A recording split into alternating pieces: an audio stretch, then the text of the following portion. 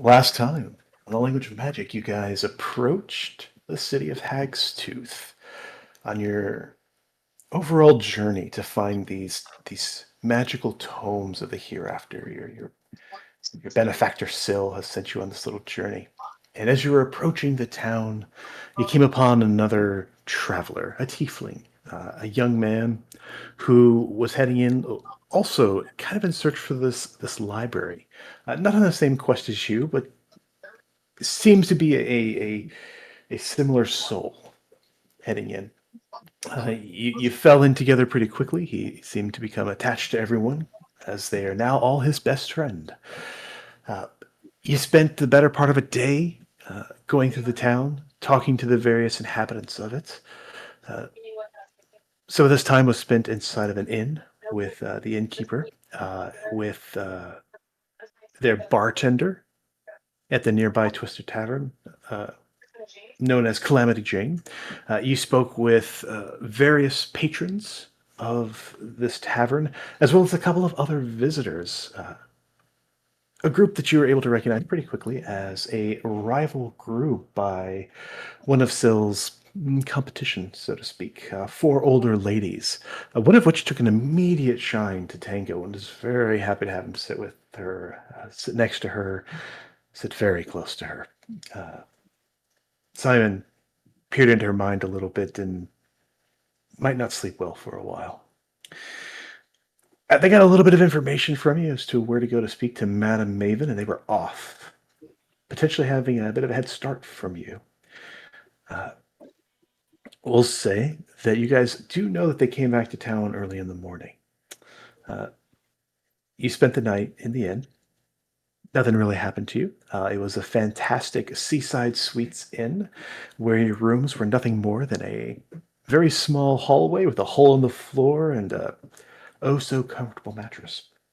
But you spent the nights, no one bothered you. The denizens of this town of Hagstooth, while the majority of them do seem to be hags, no one's bothered you. No one's tried to attack you, though they do to always kind of seem to be up for a bargain and might be willing to each toes. You also did a little bit of shopping. You found a magic item shop with quite a nice variety of items in it. And again, you spent the night. Next morning, you overslept. Your over-eager but slightly inept innkeeper didn't wake you up in time. But you have made it to the outskirts of town shortly after daybreak in the morning and are now approaching Madam Maven's little house on a tiny island in the swamp.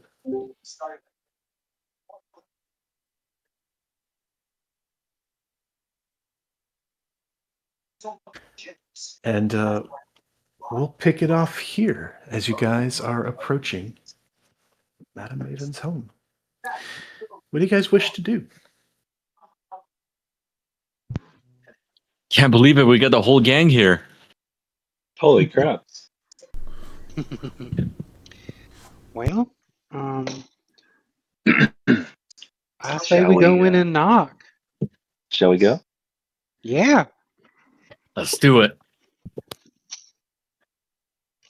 I do wanna ask, do we have anything that we can put up for barter if we're gonna need to? I mean, I've got I don't know how much barter, but I've got the bracers of archery that I don't really need. That Well, we we could can trade. figure it out. Yeah. We'll just figure it out. Oh, sorry. I know the feeling.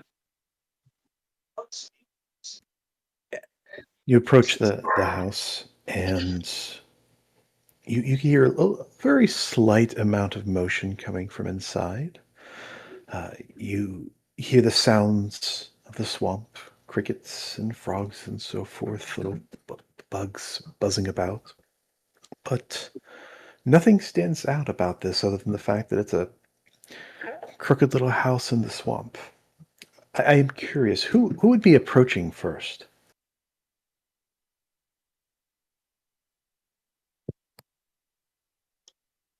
I would Probably be one of the folks in the front. Yes, the ever-brave Phalar, with their loose-fitting clothes, they're tiptoeing along, stepping in front of those big burly men in their armor. Got You 11 approach- AC. There you go. You approach the house, and as you get up towards it, again, nothing seems to happen. A few boards are on the ground that kind of lead into a couple of steps up to this fairly simple-looking wooden door.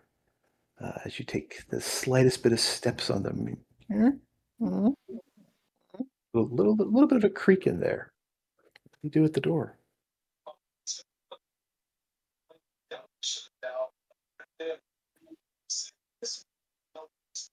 I'll, my songhorn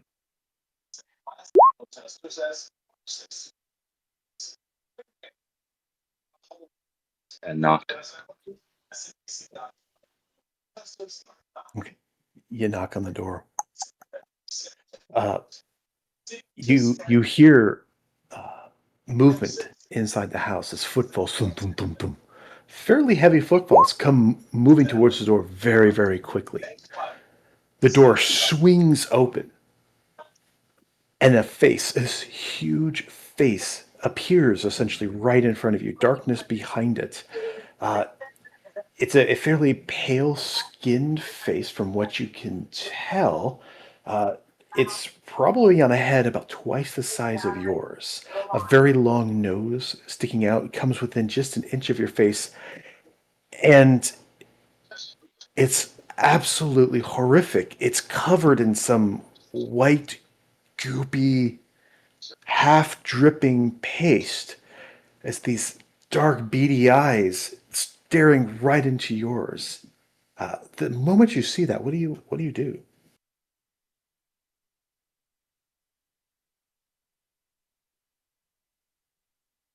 Hi there. How are you this evening? Oh, hello! Hello! Oh! I wasn't expecting company. Forgive me. I just applied my moisturizer. Please, there's several of you. Please, come in. We were told this might be a good time to meet with you. Is it okay? I don't want to interfere with your nightly face routine. No, please. It's always a good time for guests. Please do come in. And she has these very large hands that she kind of wave you inwards. As she retracts her head, you can see she's fairly hunched over. She probably would stand 10 to 12 feet tall if she was to fully stretch out, but she's kind of hunched now, so she's sitting at about 8 feet tall. The top of her back, where she starts to hunch over, is nearly scraping across the ceiling of this little shack. You kind of peer in as she steps back, and you see a fairly quaint little hut. There are quite a few little chairs up against a wall, a table, a little dining room table. Back towards the back, there is a little kitchenette, obviously a little cauldron bubbling in the back. Over on the back right-hand side, quite a few little shelves with various little jars stopped up and so forth. She goes, please, oh, come in. She steps back in, and you see her grab a towel and begin wiping off her face.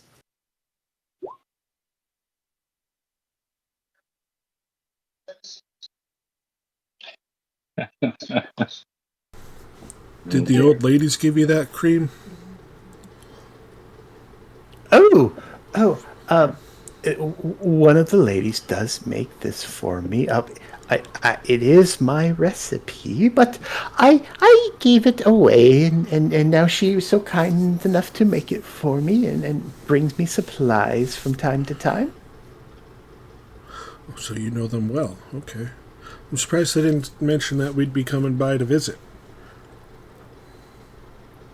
Oh, well, I didn't hear that you'd be coming to visit. You must be You must be a good bunch. I only hear about people potentially coming to visit me if there seems like there might be trouble. Okay. Yeah, we don't mean any trouble at all. Like none, zero. Yeah.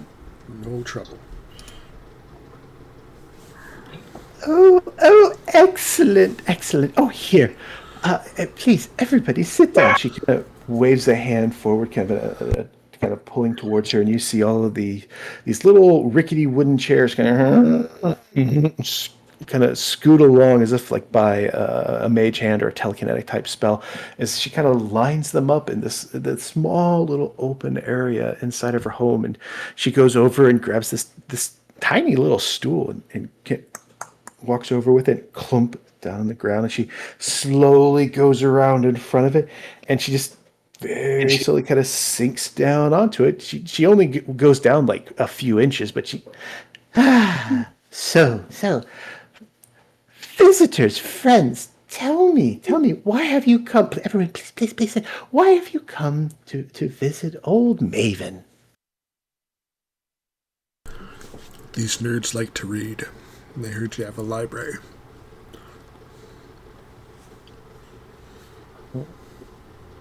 She kind of rubs her extremely pointy chin. You're interested in my library? Okay, interesting. It seems to be popular these days.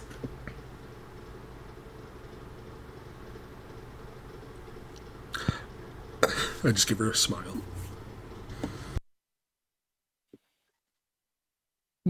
She is, as you guys kind of trundle in and assumingly kind of sit down and take her hospitality.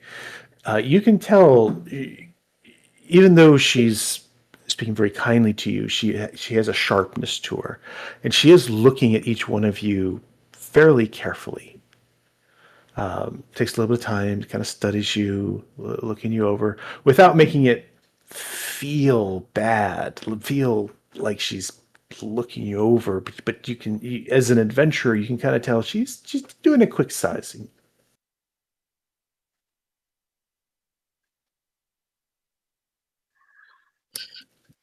Well, is that so? So who is it that's looking to visit my personal collection? Is there something in particular?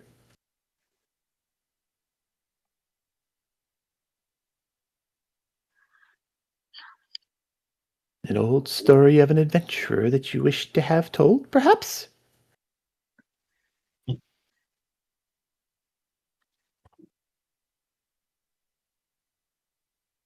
Is Simon not able to? Simon seems to be having technical difficulties. Technical difficulty. Oh no. Everyone looks to Simon and he's quiet. Simon is just amazed by the little hut that he's in. Well, I personally am fascinated in most books, especially old ones. My best friends here, they're looking for something in particular.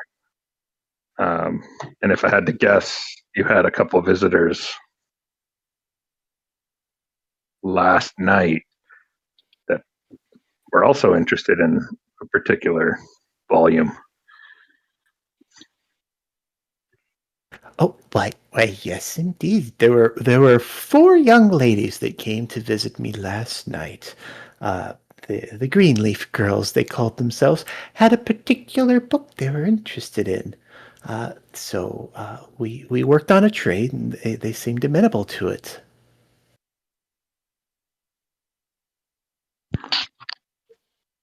So, did they have the book now? Oh, no. They're going to perform a little task for me. I don't know how long it could take them. Possibly hours, days. Maybe it'll take them a month. I don't know. But they agreed. I see. And if somebody else was also interested in that book, is this like a first come first serve sort of scenario, or are you obligated to the Green sisters? What was it, DM? Sorry. Oh, they call themselves the Greenleaf Girls. I don't believe so. I don't think it's a. I owe them necessarily anything. I just happened to say if they were able to complete a task for me, that I would be happy to let them take the book to which they were looking for. Right, of course. So if somebody else completed this task first, would they then get a claim to this book? Oh, so you wish to take a book as well? Is that what you're saying? Or maybe some other kind of deal? Well, I've certainly got things that need to be done. So tell me, do you know which book it is that you're referring to?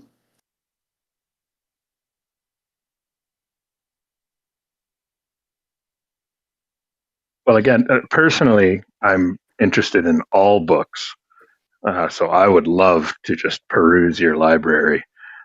But my new best friends here have I believe, are in search of a very particular book that has led them here.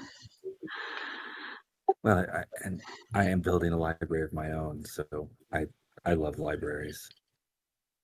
Oh, Does this have the yes. Libby app? My library is unique. It's a bit different.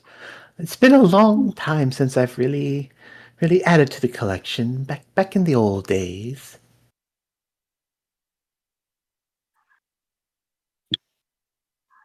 DM, I'm trying to find the book name in our notes and I can't find it.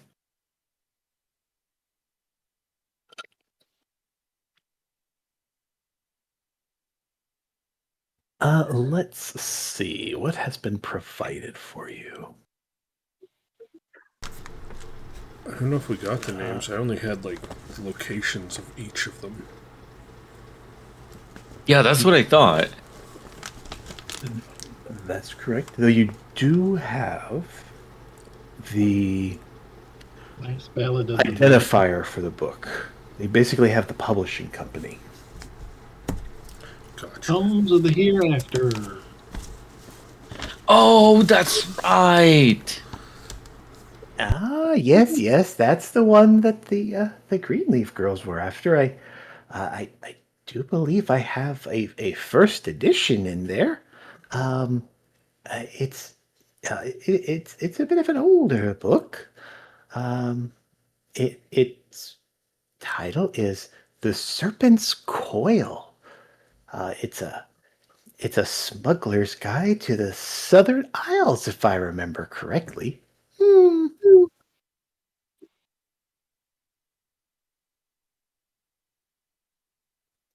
Is that all that you would want? Is this who is it that would be making the deal for this book? What else do you have back there? In my library, I mostly have Yes. books. I have books, various ones, and so forth.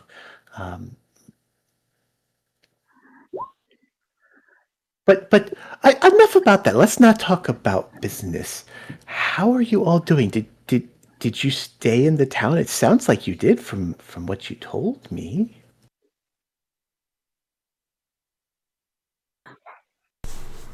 Yeah, we stayed at. Oh no, Some seaside inn? Seaside Seaview Suites. Yeah. Oh, sweet Milo.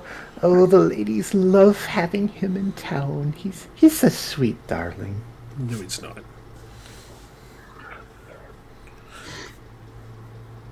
Yeah, he was very accommodating.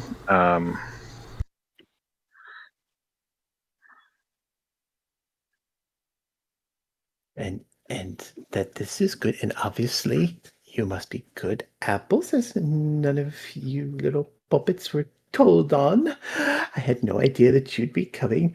Oh, I take it nobody tried to swindle you. Everybody had fair deals. Everyone was nice, yes?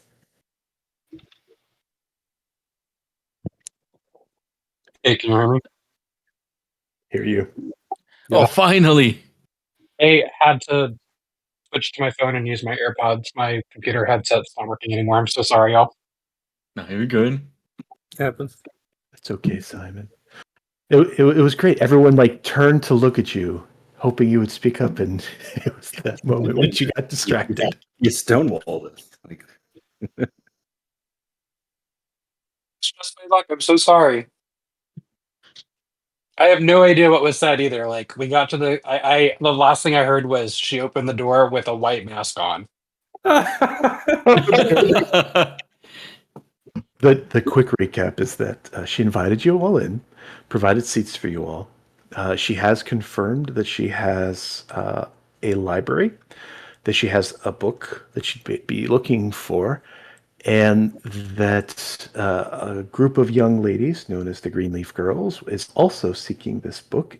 She's asked them to do a task for her, and is kind of stalling bargaining with you right now as she's just trying to just get some chit chat information from you, and she's asking how your time was in the town.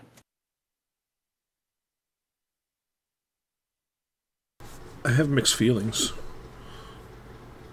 Oh, and why is that, dear? Everybody's like really nice, but then not everything is as it seems. The bar's kind of cool. I think your sister, your friend, your coven mate, Calamity, runs the bar. She was great.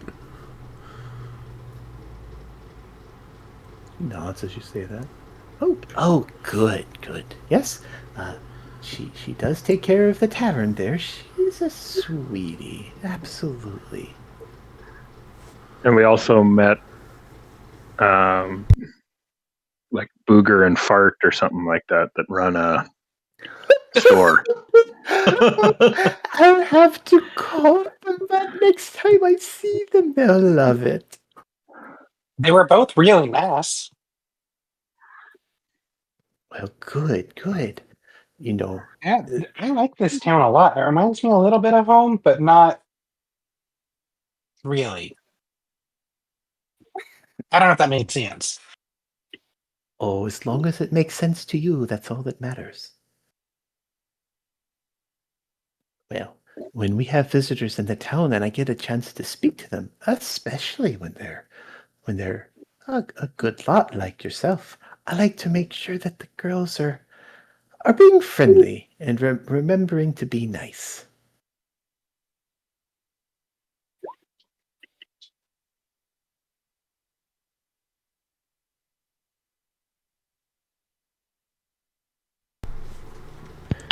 Do you have any books that potentially spellcasters may have left in your library that you'd be willing to part with?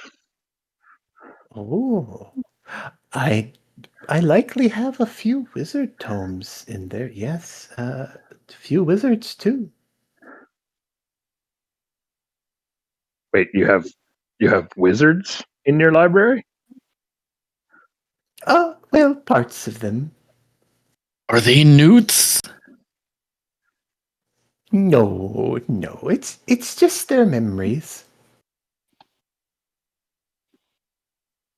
What do you do with Forgive these his. memories? Oh, sorry. Oh, well, most of my personal collection of books are made up of memories, those that have bargained away, and perhaps they weren't able to hold up their end of a bargain, something of that nature. And so we would take a little piece of their memory and place it in a book. This was a long time ago. Uh, Back, like I said, the old days. Things have changed a lot. I know that this might not be something that you're willing to talk about without some sort of trade, but um what prompted the change? Oh, well, I'm sure you're all familiar with the sundering that occurred here, not not that long ago, yes?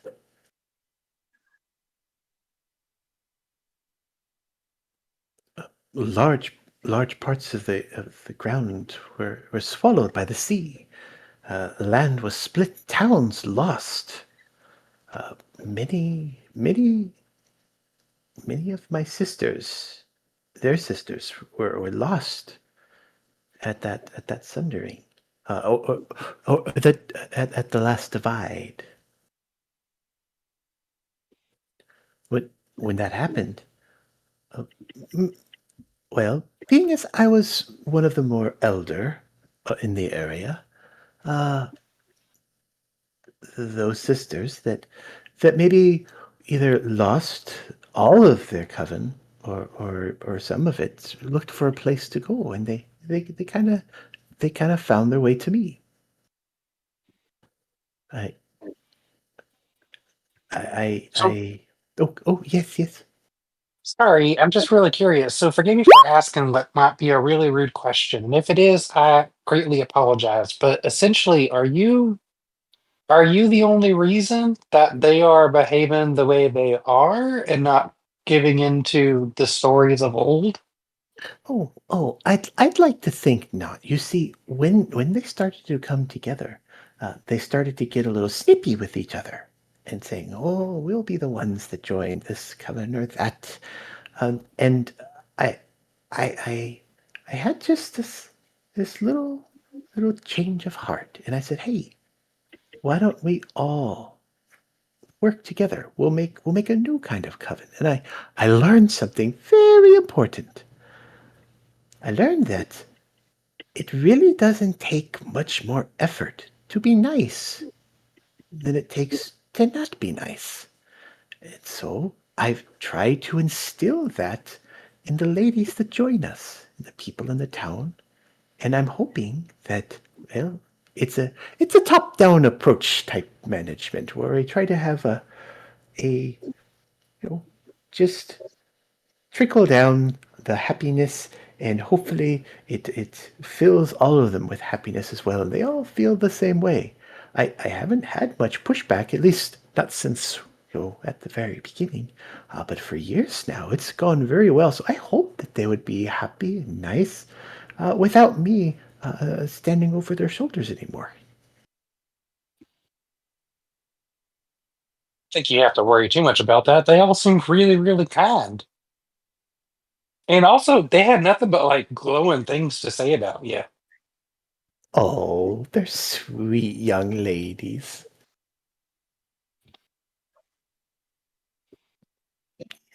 Well, I know that a lot of people that come to town, they have an idea in their mind. A lot of them come looking to make bargains, and we still do a little bargain from time to time. Again, not quite the same as we used to. Some come and they're like, "Oh, let's slay the monster." We do our best to just kind of, put them on the edge of town and give them a little pat on the cheeks and send them packing.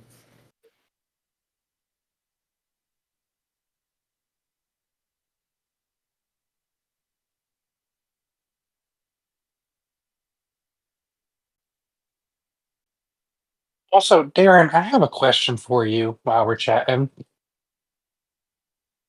Why do you think everyone's going to turn you into a newt?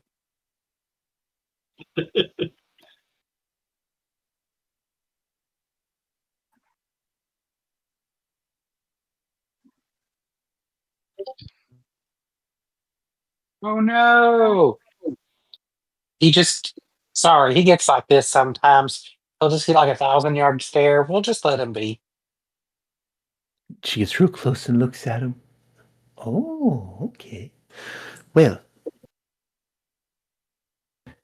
if you all are trying to bargain, I will tell you this, that walking in with royalty of the Sealy court is not going to help.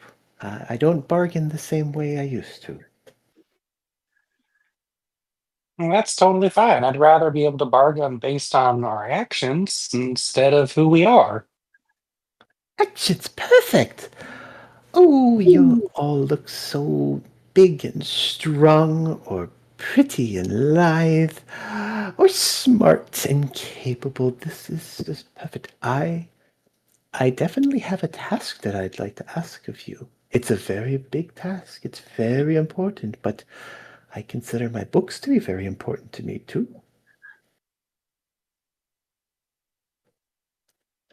How can we assist? That's what I want to hear. So, not far from here is a town known as Galion. Have any of you possibly heard of it? None of you would Have I have. heard about it? Oh, okay. Yeah, none of you would have actually heard of this. Well, this was a fairly well-off little town that unfortunately was hit very, very hard by the Sundering. And, well, it was all but erased. Everyone, as far as we know, everyone perished at that time.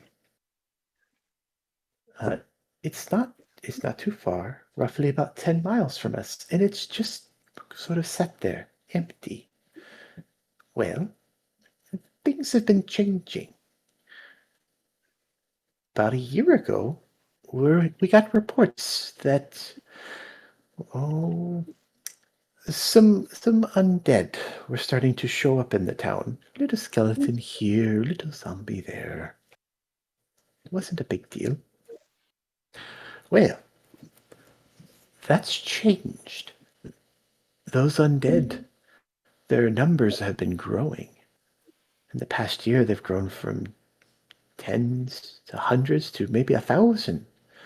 And that's not that much of a problem because they just sort of kept to themselves. You know what they do.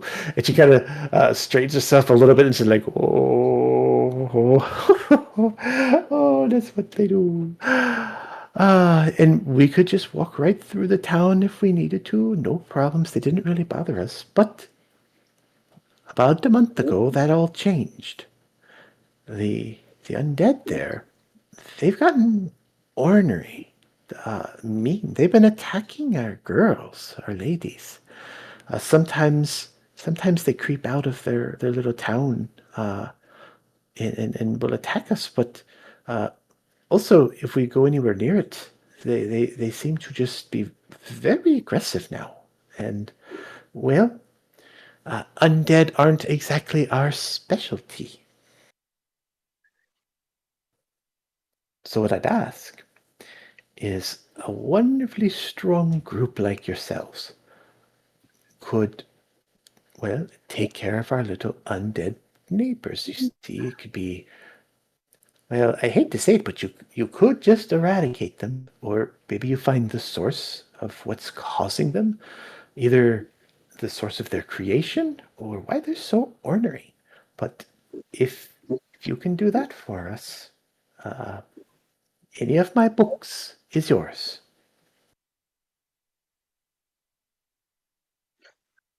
Is this the same task you sent the Greenleaves on?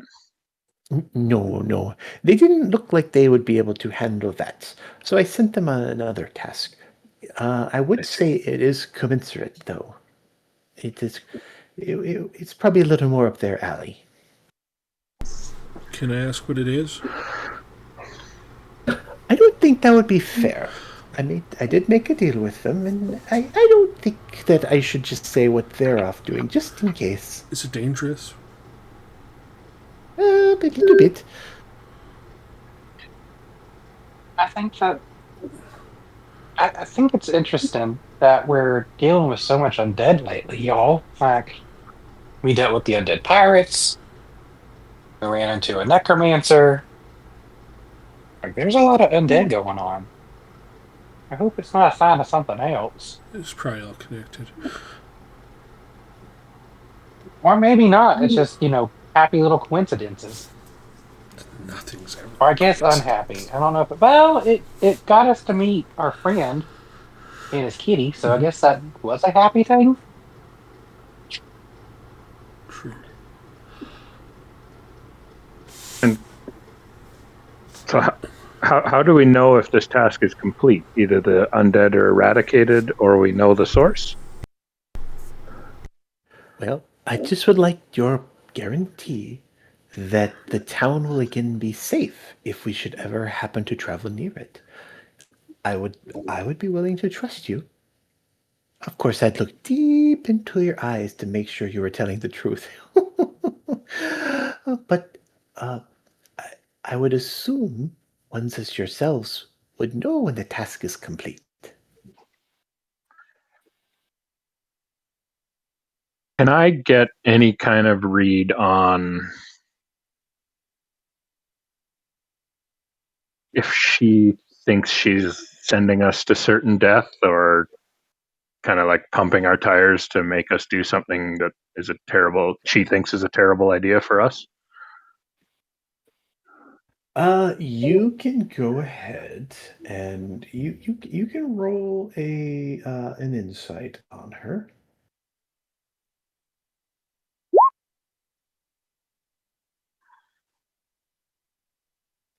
Okay. I'm just gonna roll to see here. All right.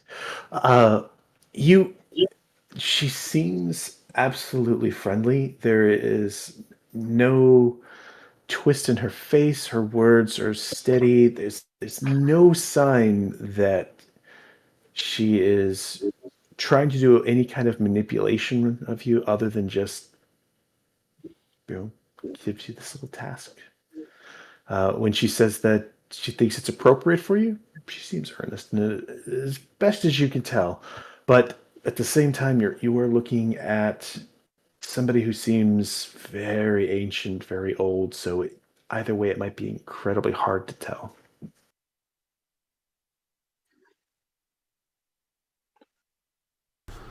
And as far as the other half of this trade, how many books is this task worth? Well, taking my books is that's hard for me to do. So that's why I put a pretty heavy price tag on it. But if you happen to find spell books that are in there, you're more than welcome to take at least one of them. Could we have a In look before addition we go? to the book. Plus the other book. Oh, I, I'd prefer that you don't go into the library until you're ready. No, that, I'll tell you, what my plan would be if you were to succeed on your task and you come back, then I'll give you the password. I'll tell you where it is, and I'll give you the password. Oh, it's a password. Yes, yes. Oh, I keep a guardian. A guardian? Of course. My library. I mean, Like that my makes treasure. sense.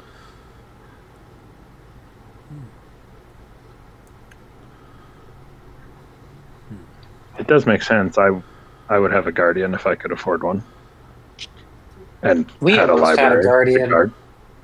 Yeah, we almost had a guardian, but we sent him off to go with the old god of magic, and I miss him. He was very fluffy. Yeah, I see. Onyx. Mm-hmm. Yeah, sometimes we make questionable decisions. I never question my decisions. All right, Tracks. so just No to need, I'm just here- get it I'm all, here for it. just to get it all on the table. We go and make sure the town is safe, and then we get access to the library. Well, we get a book of our choice, I thought is what it was, and then maybe a spell book yes. as well. Oh yes. If you would like to take a spell book, of course you can take a spell book. There's probably a few in there. I get it. You guys like your books. You like to read them at night and learn what's in their pages. Oh, yes, of course. So again, if he chose the spell book, it wouldn't take the book of our choice, though, right? Because like we are after a specific one, and I want to make sure that the my understanding of the task is clear. and the payment, unfortunately. And I don't mean to be rude. Um, I'm just simple, and I'd like it spelled out a little bit. So essentially, we get the book that we came for, and he also can get a spell book, or would that be extra? Well, you see, if I'm letting you go into my library to take a book, that would be one of my special books. If you read any of my special books, you'll know it, or one of my very old first editions. And you're asking for an old first edition. So that one's special. That one, I would require the task to be completed. If you do, Oh no, yeah, but the that's spell fine. book too. I probably have a stack of spell books in there. You can take one. Thank you so much. I'm so sorry for question like the playing the 20 question game. I just wanted to make sure we were all on the same page and everything was good. Um, my last question: where did you say this town was again? Oh, it's the town's called Galion, and it's Mm-hmm. about 10 miles west of us. It's right as you're reaching the edge of the Bog of Cullen. Alrighty. Sounds easy enough.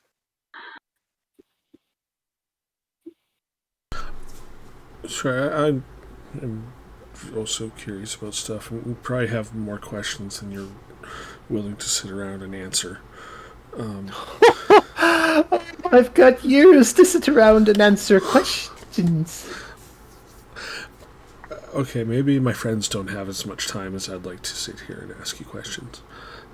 But I got a few that I have to ask. You mentioned the spell books and that you've got plenty, and they're not like your special books. Would my best friend here be able to just have a look through a couple before we go, just to see that they are, spell books, and maybe he can get an idea of which one he's interested in, just to give him like a morale booster of like, I really want that, so we're going to succeed at this task. Well, no. In order for us to get access to the library, I'm not asking she for wants. access to the library, just to look at a couple of the spell books that she's got plenty of. I'm not asking to go in, just have a look. Okay. Oh, he's one that likes to bark. And first, are any of you hungry, thirsty? Always. Do you need some refreshments? I wouldn't mind some coffee if you have it. Coffee. Okay. Tea, coffee, little something to eat. Okay. Oh, one second. Okay. She kind of creaks up and slowly inches along, and she goes over and grabs this wickedy little, like, coffee table. It's about 30 inches high, 2 feet wide, foot and a half long. It's like a very small little coffee table. And she comes over and sets it down in front of you. Oh, okay, hold on. Let me get the cloth. And she goes over and you see this. There's a lot of dirt and muck in her hut. It's not like the cleanest thing, but she goes over and she grabs this little piece of white cloth that is clean. And she comes over and she grabs it with those two giant hands and she kind of flicks it like you do with a cloth. So it whoosh, goes out and it slowly starts to fall onto this table. And as it does, the table, at least what seems to be holding up this cloth, is as wide as all of you sitting there. So you also have basically this table in front of you. She goes, okay, all right, 1 second now. And if you like look underneath the cloth as she turns her back to you guys, you see that the cloth is just sort of hovering there. She goes over and she grabs a teapot and grabs another cup that seems to be empty, walks it over to you all, sets down the teapot. And as soon as she sets down the teapot, little tea sets spurt up in front of each of you, except for in front of Simon, where she puts in another cup and she sets it down, and you see it fill up with black coffee. She then kind of just waves her hand over the table for just a second, and cookies just pop up. Cookies and little like crisp, like the cinnamon crisp type biscuits just sort of pop up along. Okay, here we go. Oh, please, please, I apologize. You've been here for quite a few minutes. I should have offered you refreshments sooner. No, we're the ones that are imposing. I love having visitors. This is fantastic. Okay, here we go. Is this a little bit weird? You're not going to be able to see it, but I can do little things such as this. And she holds her hand out and begins kind of waving it around for a second. She basically casts like a minor illusion, and you see a stack of about 15 tomes, all of different styles, bound outward. And Arcus, you immediately recognize that these are a stack of wizards' grimoires. She goes, this is what I've got in a corner over there. So there's plenty. They're all probably stacked full of magic in them.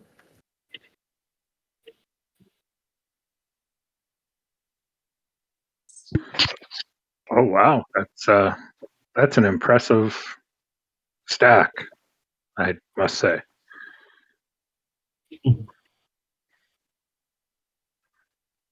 Am I free to browse these? Oh, this is just an illusion. Oh, I see. Sorry.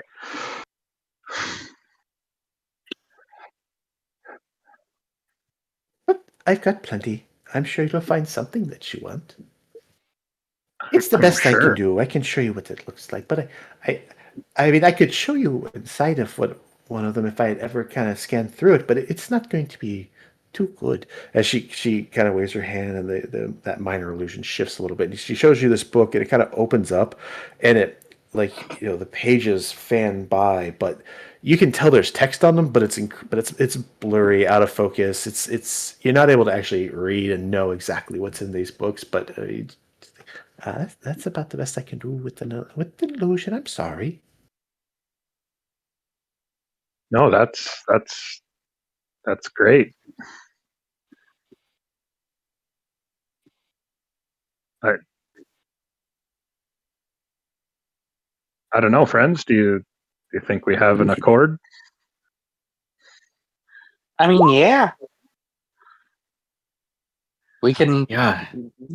two birds, one stone, and a few thousand zombies. Yeah. Tango, when you eat the cookie, you do feel kind of this calming sensation go through your body. It's very pleasant. That's nice. That makes me less frustrated. Oh, I think you said you had so many questions that you could spend years here. What else do you want to know? I do. I'll be honest, I was trying to see if we could, have my friends look at the library or peruse books off somewhere else, just distract them a little bit, because I had a question I didn't really want to ask in front of all of them.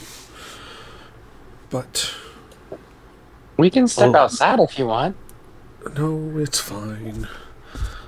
Do we need privacy for just a moment? I mean, It's okay. You it's you okay. don't know They'll me as find well out as you know your eventually. friends. Okay, we could, but as you wish. So I was asking what task you had given to the Greenleaf Girls, because I wanted to know if it was dangerous. Because I met, I guess, Blair. You probably met her last night, and she seemed really nice, and I don't feel good that if she could be in danger. Oh, I see. Oh, that's so sweet. Those young ladies, they are quite capable of taking care of themselves. I can tell they're nearly as capable as you, I would think, but also more capable in different ways. No, they have a task that is very, very fitting of their unique capabilities. Also, Tango, not to be rude, but the things that were in her head that she wanted to do with you, I need an adult.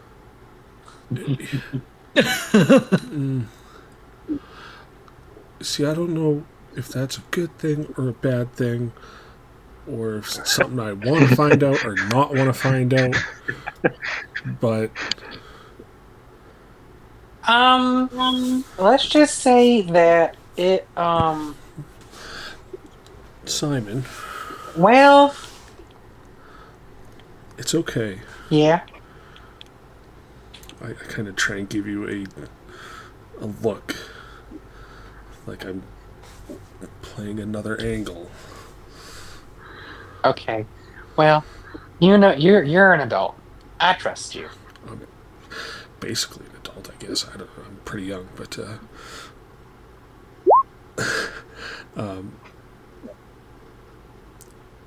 I'll look back to her and just say, I trust you. Like, I know you seem very good at reading people and understanding what they're all capable of. It would just really help put my mind at ease if I could check in at some point. Maybe ask them how their mission is going, or just having some sort of idea of what they're up against. Oh, that's sweet. I'll give you a little bit of information. If you didn't know it, those 4 young ladies are all druids. So they have a nice affinity to the land and the sea and the air. And, well, if you hadn't noticed, we live in a swamp. Swamps aren't so bad, but they could be better. So, my task for them is a little more, well, it's not so much of a go out and fight something thing as it is a help us out here thing. That makes sense. Some When I of the was poking around landscaping. in one of their heads, it was like a sea raging in their brain.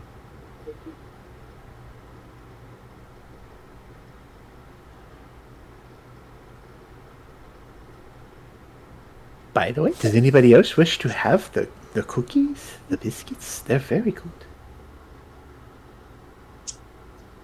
Yeah, if you don't mind, I'll take a biscuit. And Simon just very like he starts eating it and then he eats like shoves it into his mouth like a squirrel. And you kind of have that soothing feeling go over you. Oh, these are nice.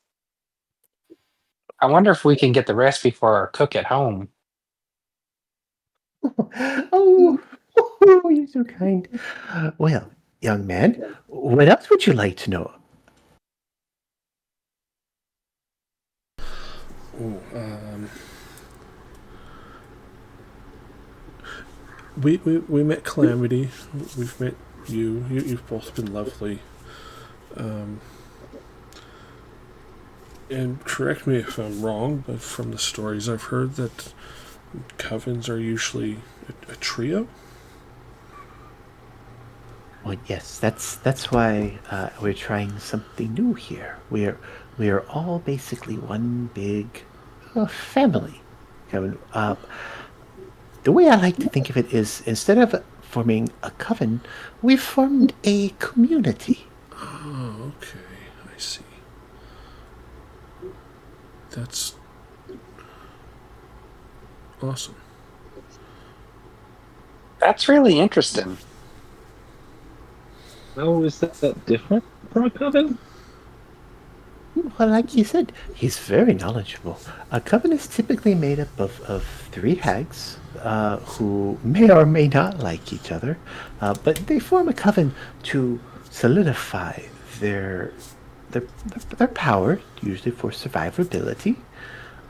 But when the bad things happened, um, you know, we kind of came together, and I pushed for a community, and it started working well, and more came and joined our community, and they've been happy.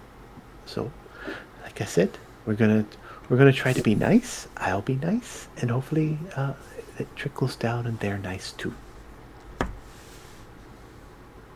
You're really impressive. I hope you know that. Oh, you're impressive. Look at you. Look how you can just pack so much into your cheeks like a little chipmunk. You're impressive. I am completely convinced.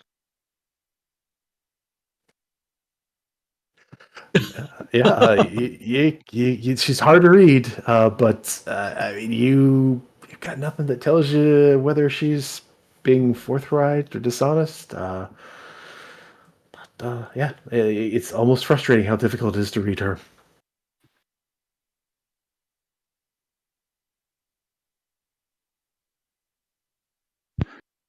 Well, if we have a task, the sooner we get it knocked out, the better.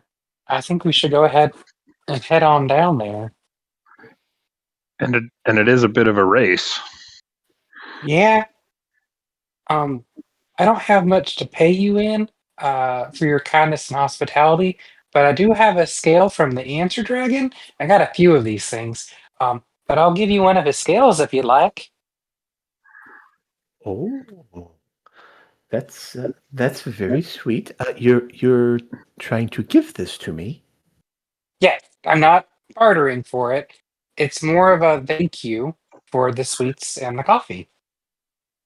Oh, well, that's very kind of you.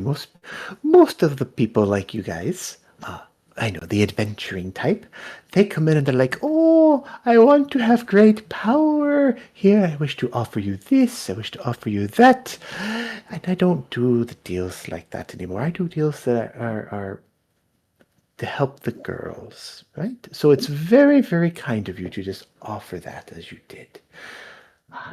Uh, Thank you. And she'll take one little scale from you, or well, little. She takes one of the scales and I she was going to goes say over. it's Yeah, probably the size of her face. and she sets it down on the shelf and gives it a nice little place.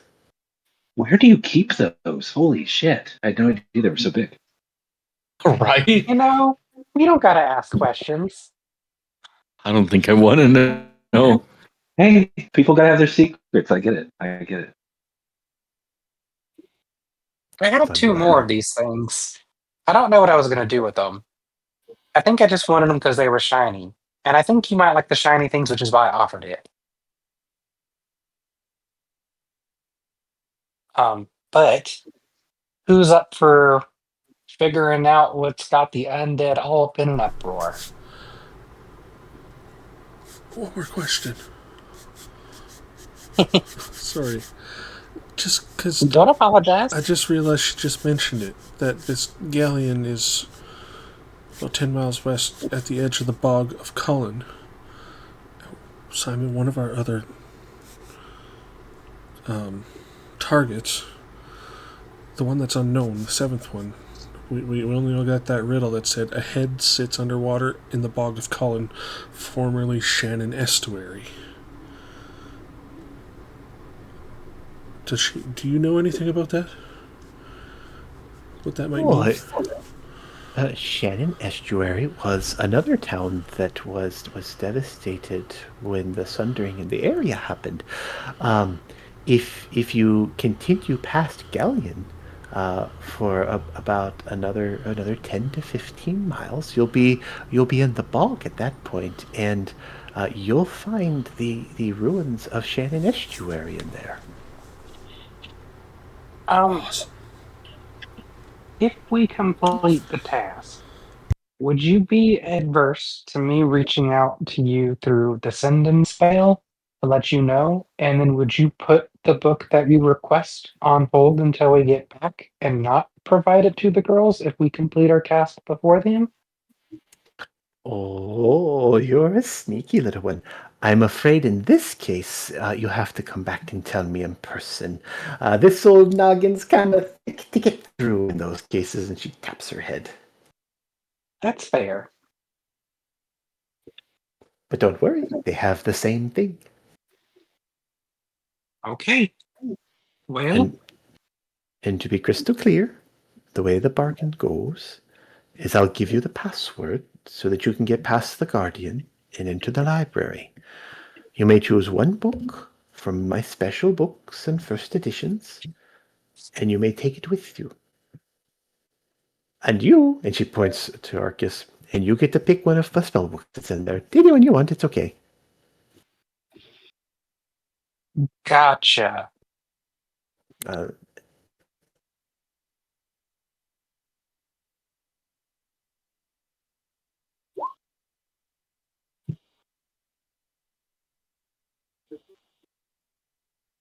Okay.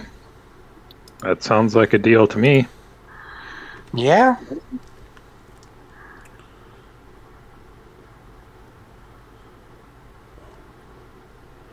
We should probably move as quickly as we are able.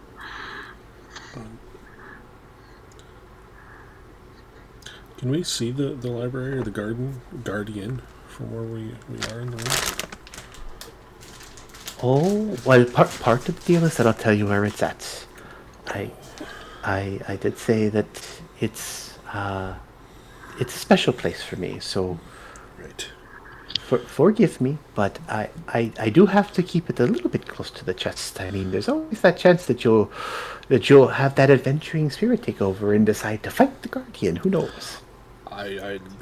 You're not wrong. I didn't want to fight the guardian, but I wanted to try and guess the password, just to see what would happen. Oh, you're a cheeky one.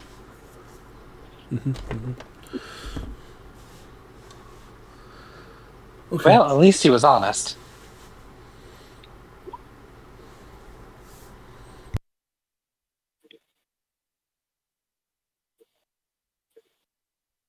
Let's go kill some undead.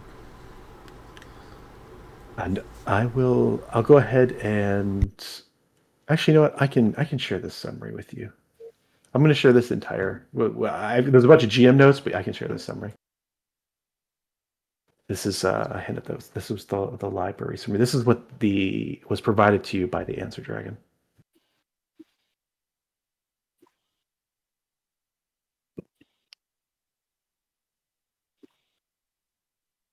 Oh, interesting.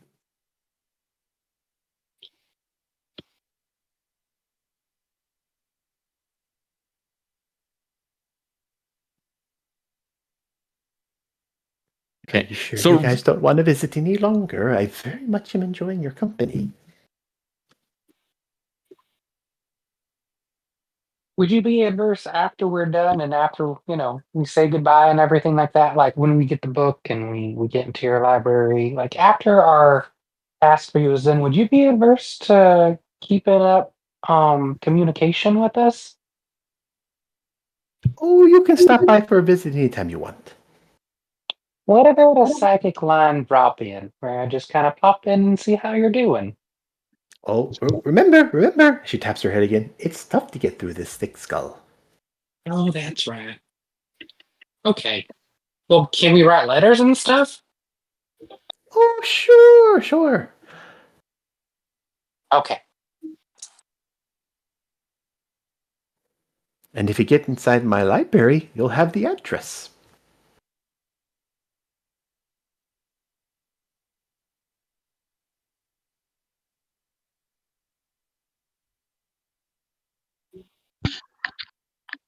Well, okay. There we go. so DM, I'm sorry. What about undead? You might have walked away for that. So what she's asked you to do is there's a town called Galion about 10 miles away. Its undead population has been growing over the past year to a very large amount now, but the undead weren't really bothering her or her people until about a month ago. They started becoming very hostile. And so she's asking you to either eradicate the undead, find out what's causing them to be created and stop them from being hostile, whatever it might be. But she just wants to make sure that the people of her town are safe if they happen to go near this town again. And she did kind of mention that that undead are not their forte. I see. I'll go ahead, and because he's new in this case, Arcus, if you can give me an Arcana check. Sure.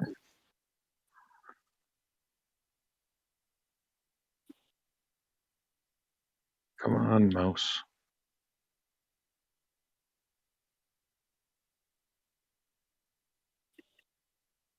Sorry, mouse acting up.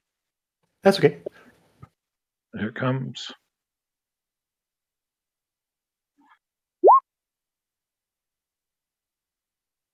Okay. It's a low DC because you're schooled, especially as a wizard. So when she mentions the fact that they're not their specialty, something. This is unique to my world, but certain specific types of creatures have difficulty with other types of creatures, or with maybe like a type of magic and so forth. So, for instance, celestials might not be able to have a much of effect on a fey creature.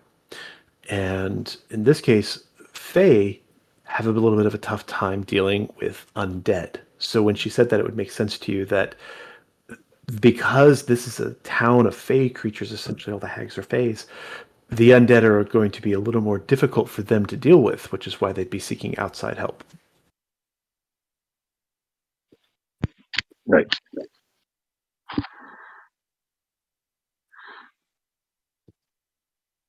All right. But Does anybody yeah, else? Oh, yeah, go ahead.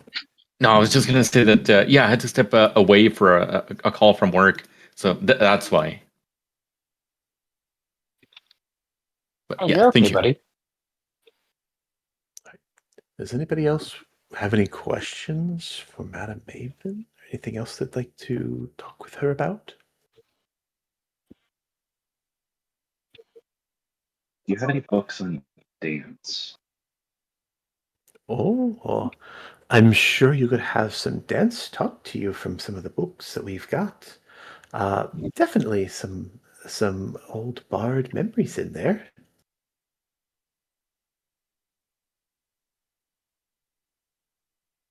What would I need to do to speak with them? Is it just when I go in after we solve this?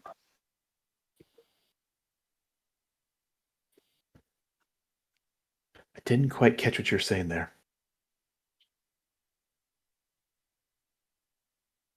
Is there an additional deal that would have to be made for that? It's basically what I'm saying. Oh, if you would like that to be the bargain for you for uh, taking care of that, then certainly you're welcome to. All you have to do is just open up one of the books, find the one that you like, run your hand down it, just spare the screams for a minute, and you'll catch all the knowledge of it.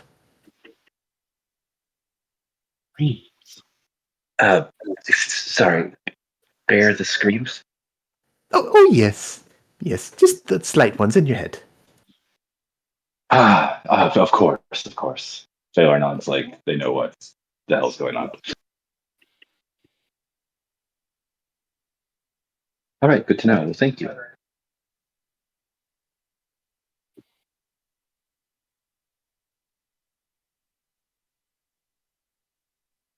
Like I said, the task is very important to me. It's far more precious than most things that you could offer, even things like the scale of something that's pretty close to divinity. We don't really care too much about divinity around here. And other such things, those powerful trinkets you might have, oh, that's okay. This task is much more important.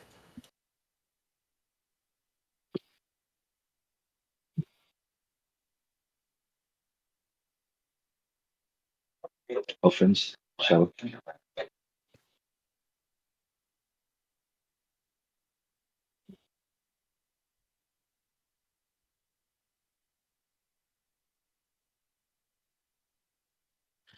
Well, we should get going, everyone.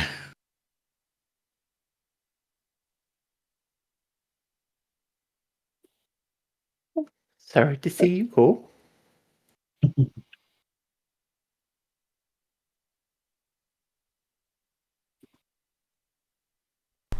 Do you guys head up? Oh, yeah, go ahead. Could I take a As cookie soon to as you go? are, it'll be done. Oh, please, please. Take whoever wants one, feel free. Everyone, please. Eat up. Everybody should eat one. They're really, really good.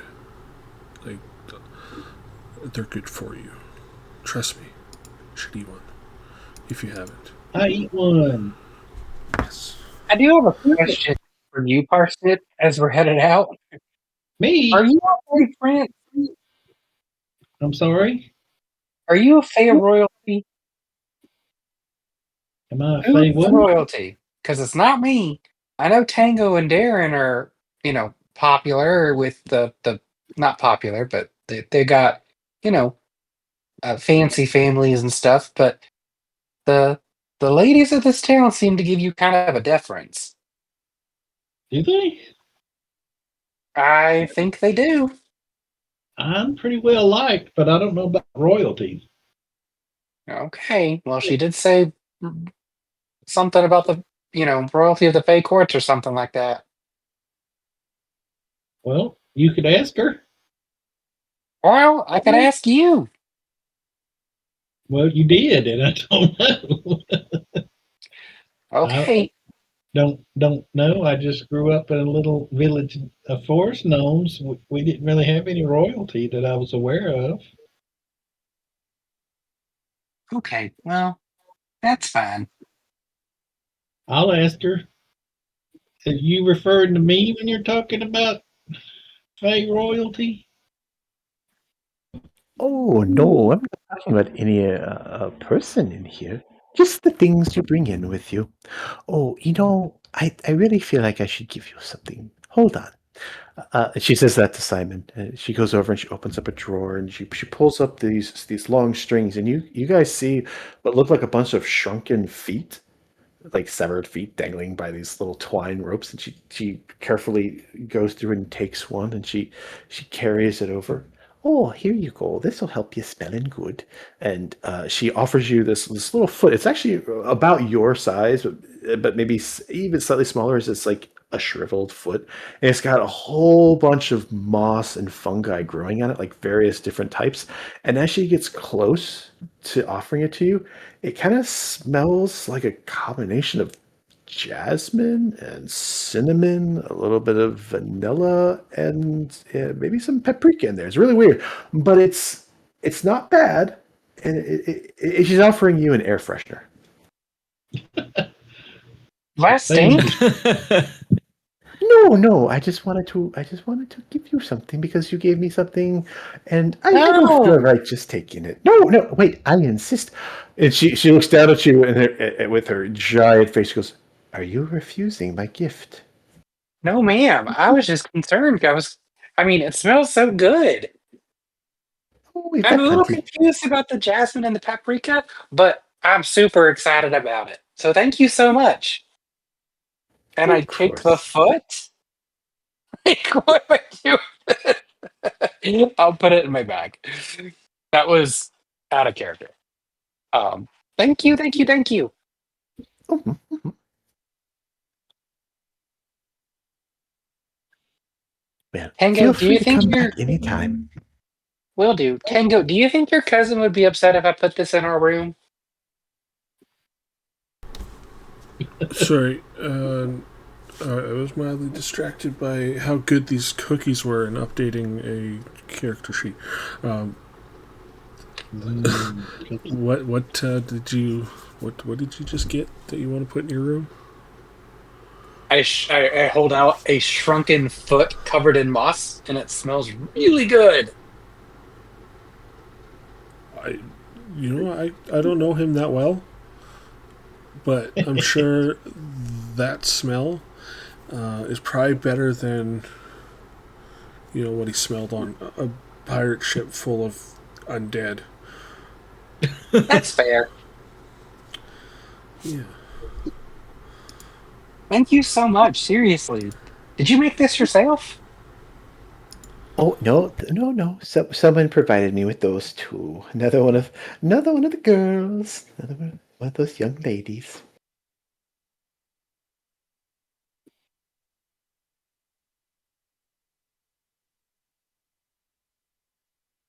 Was it was it Graham and Scab? Oh no! These were given to me by Silver. Oh, I don't think we Excuse met me, Silver. Sliver. Sliver is her name. Oh, is Sliver the lady that has all the stuff on her back? Oh no! That is. Oh, she just likes to be called Mother Junket. Another jump. We didn't really get her name. She seemed a little out of it, and I felt kind of bad, like distracting her. She doesn't talk too much. Yeah, I didn't think so.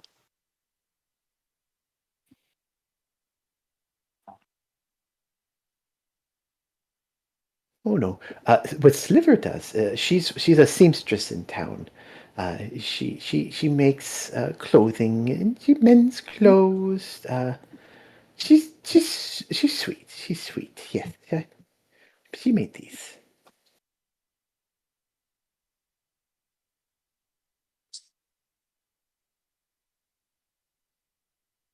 Well, I think we're good, but we'll definitely come back. Well, we have to come back to see, but we'll definitely come back to see because we want to.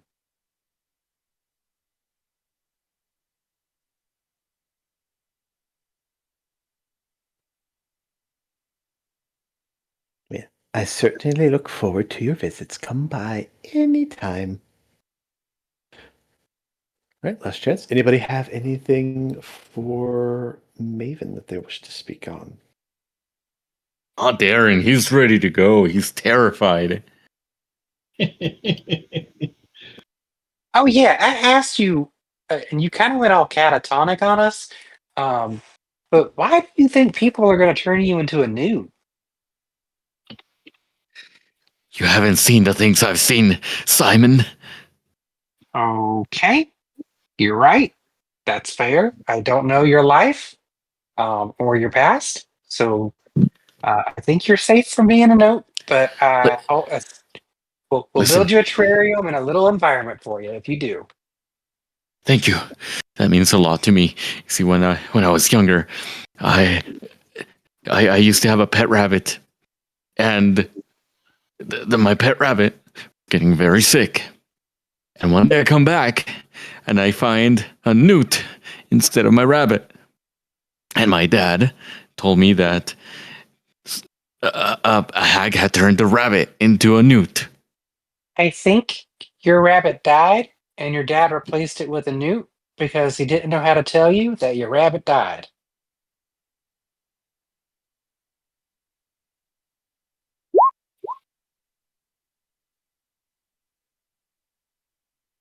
Not Sorry for Mr. being. Bun Bun. I'm sorry to tell you that. Mr. Bun Bun probably went to the great beyond, wherever great little bunnies go when they pass on. Probably to Oh, a stew pot. oh, little fellow, you know that sometimes you have to break these types of things gently. Hold on. Mr. Darren, I said, I think what he's trying to say is that sometimes bad things can happen to good people or maybe good creatures. And it's just all part of life where sometimes we have to accept that our beloved friends have moved on, that they're not with us anymore. And it sounds like your father may have tried to do something very kind to you by providing you with what seems like a new and possibly fun pet. Newts are so much fun. And he was trying to express his love in his own way for you. And she kind of looks at Simon with a it furrows her brow just a little bit. She is just trying to convey emotion to you from silence, and then goes back to smiling. Wow, that was so much more eloquently put than what I said. Thank you, Miss Hag. Maven, Miss Maven. Oh, Ah, it's yes, okay. Miss Maven. It's okay. It's like if I said to you, Mr. Man. It's fine. Oh, have you had a cookie, dear? I mean, you should really have one. They're lovely. Darren is gonna think about it for a moment, but after what she said, his defenses are down. He's gonna reach over and grab a cookie. It's absolutely delicious. You feel this nice kind of soothing sensation through your body. You feel no fear of her whatsoever. Thank you, Miss Maven. I feel even better now.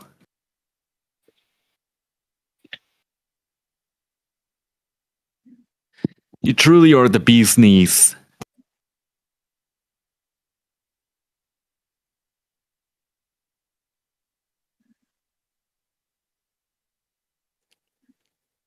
All right. Sorry for Anybody being else? insensitive about your bunny rabbit. I understand. Maybe one day I'll see Mr. Bun Bun again. Well, just think of it this way. Mr. Bum. Sometimes, the passing of life is what gives life meaning.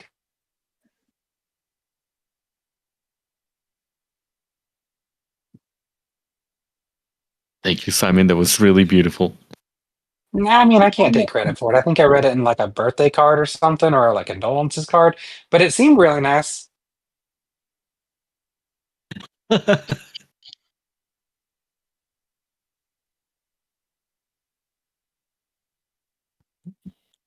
else you guys wish to do in Maven's? Mm.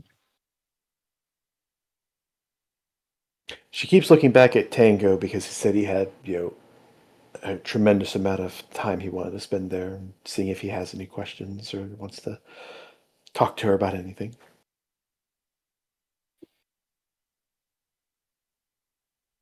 I mean, I think I could, but I don't want to keep my friends too long. Because, I could start asking about how the crawfish taste out of the bog and what other kind of seafood delicacies come out of marshes and swamps, and none of it's all that pertinent or important.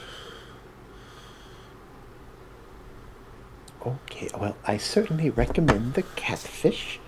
The waters, even though they're marshy, there's a lot of fresh in them, and the freshwater catfish are just absolutely delicious.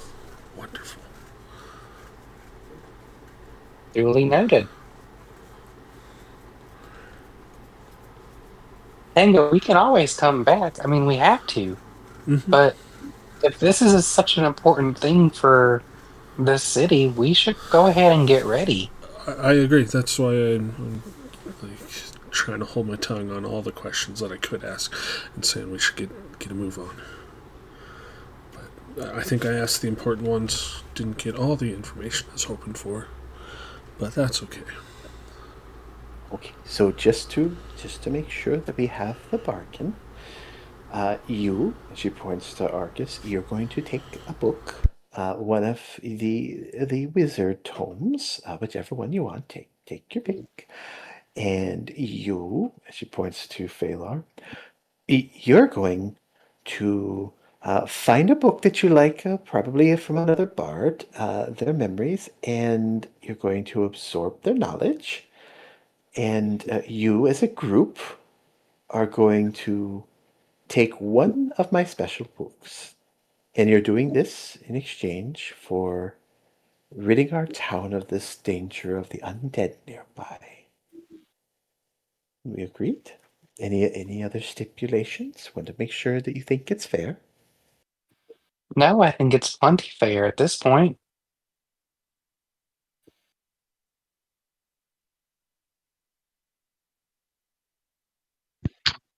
That seems perfectly fair.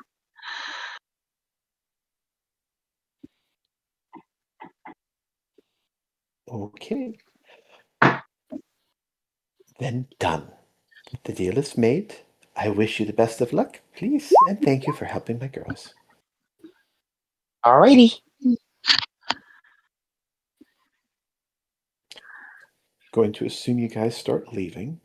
One last time, was there anybody that also partook of her food that didn't say that they did? Oh, sorry, Arcus would have eaten a cookie or two. Anybody else?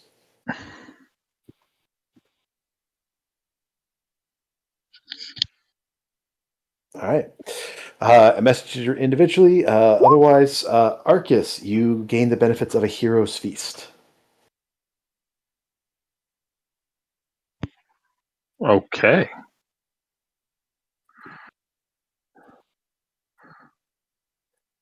24 hours, you're resistant to poison, immunity to frighten in the poison condition, and your hit point maximum increases by 2d10. Holy Whoa. shit. I don't think Phalar might have partaken, and anybody else not take any? I think everybody else pinged me and said they were taking stuff, so. You want me to roll those D10 DM, or did you want to? Yeah, you can go ahead and roll them. Wait, so I'm sorry, we get 10 to our hit point maximum? You get 2d10. Oofa doofa, Jesus. Yeah, the effects last for 24 hours.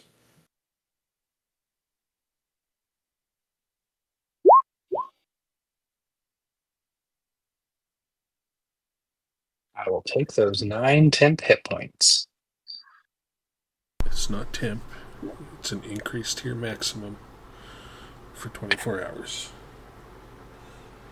So you can heal them back. Oh, okay.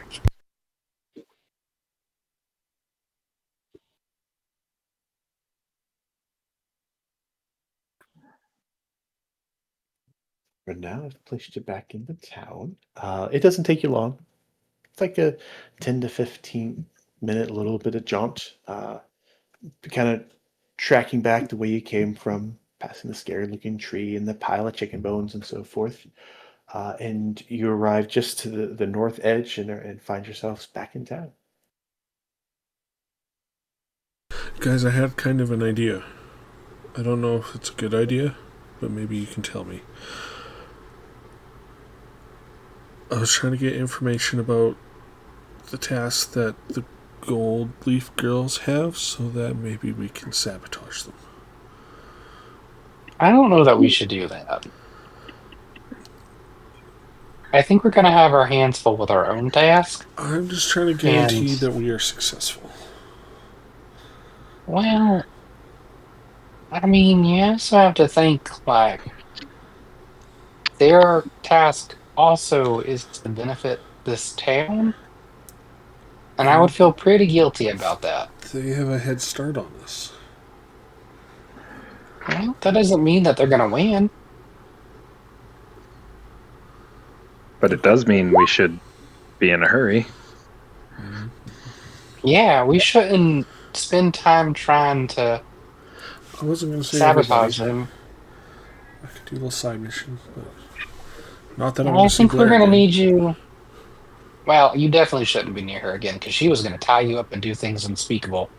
I think we should just kind of keep going, buddy. We're definitely going to need you. You and Darren are some of our like frontline heavy hitters. Right, I would not enjoy being tied up. Or would I? Well, you might. I don't know. I don't know either. Okay, we should go Right. before I change my mind. Okay. Yeah, let's get going, you guys.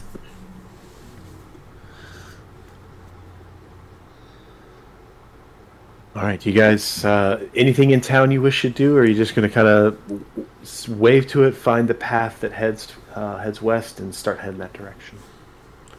I think we go. We kind of stocked up the night before on stuff. Yeah, we don't have any more time to lose. I was going to say, should we try to see if we can get some steeds or something? Because 10 miles on foot will take us some time. I don't know how good steeds would fare in this fog. That's a good point. I might be able to help with that if you guys want to wait around for a little bit. What are you thinking? I do have a... Hang on. It's a ritual. Sorry, still learning this new character sheet. I can do this. Oh, wow. But would you use that to pull a card or something? Well, I think I could do it a couple of times. But I don't know if it will save us any time. Or if the DM would let me. I'll help you with this one because I've done this too. So, this is a ritual. So it takes 10 minutes to cast. Mm-hmm. It does last an hour. If you wish to make 6 of them, you can. And essentially what happens is as you get on your horse, you would have to like build them up and one of those horses is like going to last just 10 minutes. And so you would get on your horse and you would be constantly doing the ritual spell for this to maintain each one that's about to go off. So you're going to be busy this So entire time, but you can I do that. I was thinking that potentially, since we have a couple of little guys, that maybe we could ride 2 up to a horse, and I would only have to do it 3 times, and then we would get half an hour out of the first horse, I guess. But what I'm saying is it doesn't matter in that regard, because I'm essentially saying you'll be able to make phantom steeds for the entire party. It's just that while you have your phantom steeds, you're going to be repeating the ritual as Casting you're riding. constantly. Yeah. Yep. Mhm.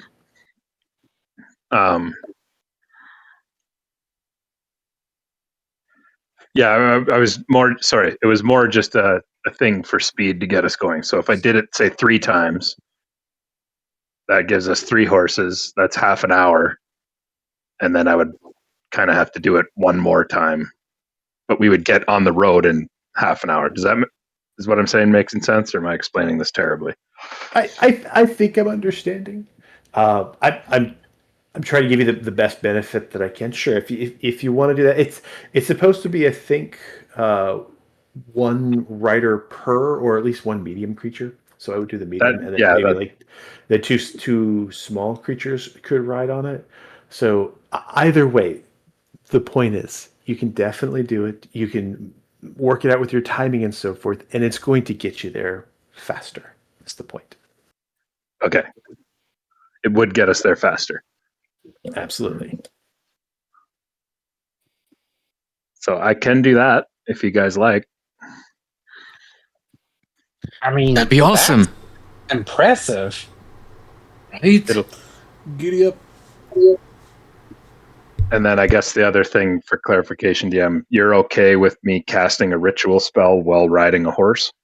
In this regard, yes, I am fine with it when it's just when it's about travel and just being able to move faster with your travel. Yeah, I'm fine with that. I think it's a totally fair way to use the Phantom Steed. Is just it occupies you. You're constantly doing it, but you get to use that wonderful speed that they provide. Okay.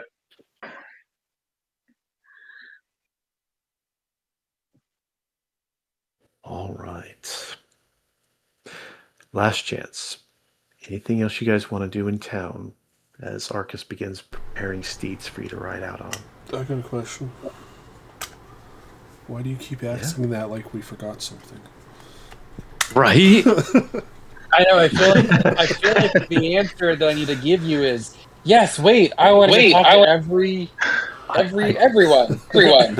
Did everybody go to the bathroom? Coming back, Mike. You never know when you'll be back, so you just have access to civilization. Should I prep a second character sheet? Is what you're saying? You never know. We'll fire it off. Arcus, you go ahead and you begin casting your rituals. You start summoning steeds that you guys are able to ride on. You work it out. You spend the time, the timing. You know how you're able to maintain them for the entire party. You guys mount up onto these steeds, and they have no problem traveling in this marsh through this knee-high water to some of you, sometimes over just muddy ground and so forth. And it's not long before you find a trail heading out of the city that leads in the direction you're expecting to go. As you're traveling, you do from time to time find a little hut kind of to one side or to the other. For several miles outside of the town proper, there are additional little hag huts, little farms that might have humans, elves, orcs, quite a few little goblins that you see out throughout it. So there's definitely more to this town than just this small little area that you see here. But the horses move you quickly. And the marshlands that you're in eventually break way about 5 miles out of town, and you start going through forest. The ground is still muddy, but it's clearly not quite that same marsh that you're in. The forest is thick and it's dense, and it reminds you of the foresty area that you traveled as you were heading down in towards Hag's Tooth.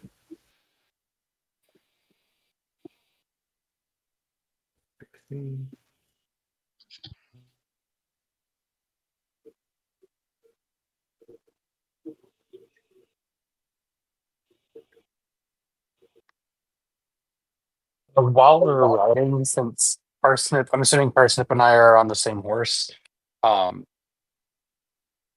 can I just keep an eye out for,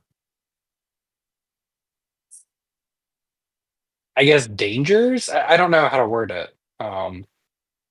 Just make sure we're, I don't know, just keep like an eye out for any threats or anything like that. Okay, yeah. You keep an eye out. You pay attention to your surroundings. You're doing your best to make sure that nothing just catches you off guard.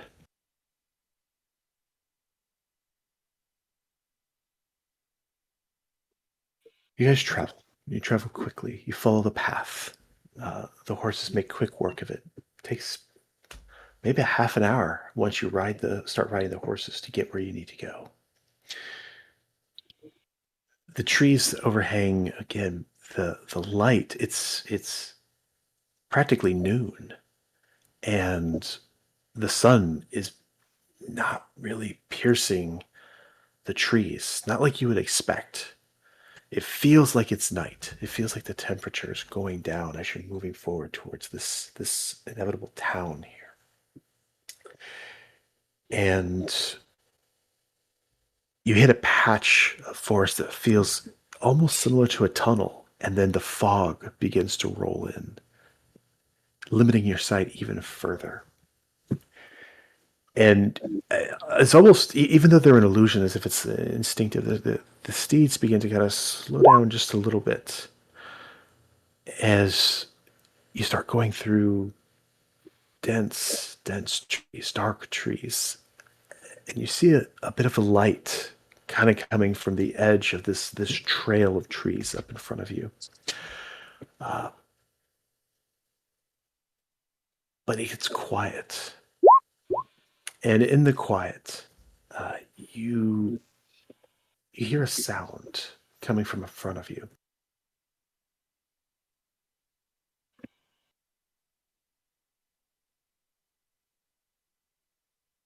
Something is walking towards you.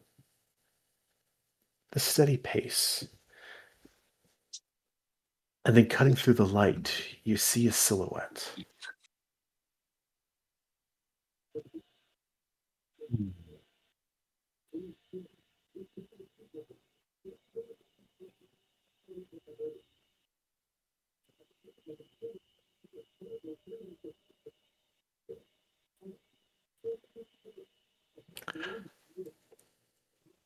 Hopefully you guys are able to see the scene.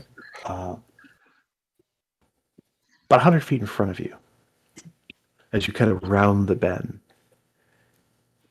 you see a figure. Just a silhouette of them. And as you approach, it kind of cocks its head back and forth to the side a little bit and goes, "No. She is mine. She is not yours. You must leave." What do you guys wish to do? You can have her. Mission accomplished. Problem solved. You must go. We are gonna go forward. Why don't you guys go ahead and let me know what your marching order would be? I am on the same horse as Parsnip. So I'm assuming we're not in the front, but maybe we are. I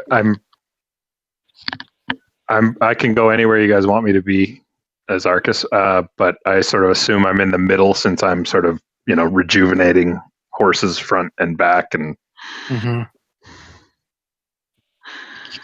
So that'd probably be like second or third.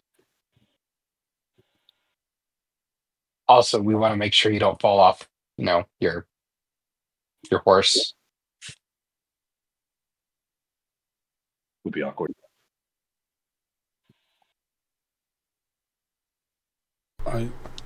Tango's like kind of either way. Either he's somewhere in the middle and not paying attention at all and just kind of following the group, or he's been assigned to take the lead at the front and is hyper focused.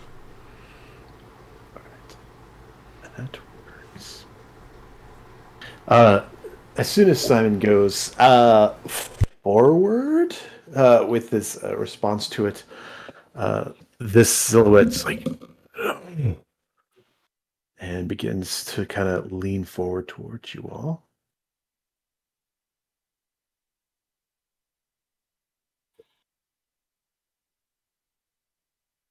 Ooh, I like the mist effect you added. That's fancy. It's nice. Hopefully everyone's able to see. Yes, sir. All I can see is a mist effect, I think. Uh-oh. Who's having that trouble?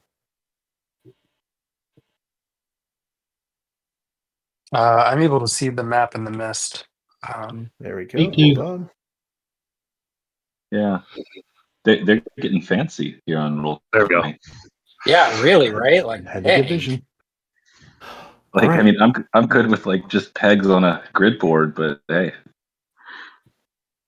All right. Simon says forward as soon as the next step that's taken, this silhouette of a person moves. Go ahead and roll initiative.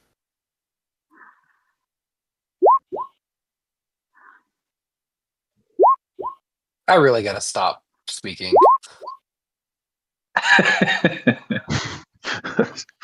Well, glorious. We'll work on it. She's mine. You can have her. We're not interested. By the way, who is she?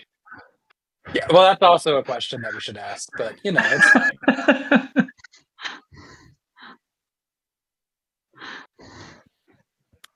Let's go ahead and see.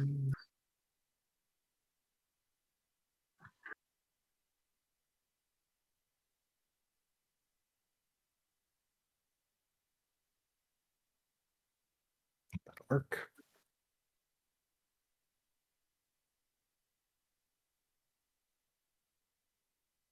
All right, Tinker, are you in? I think I have your old one on here. Second.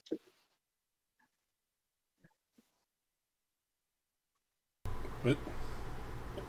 I have the old initiatives on here. I'm fixing that. I did roll a 19. Yeah. There was a 22 there a second ago. Oh. Darren did. Parsnip has a 5. Marcus has the 14.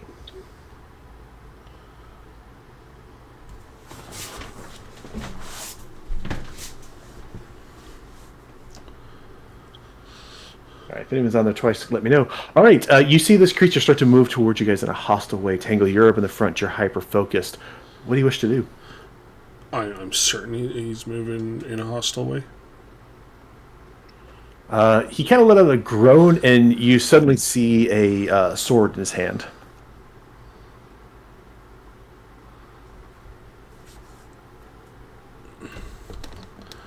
Oh.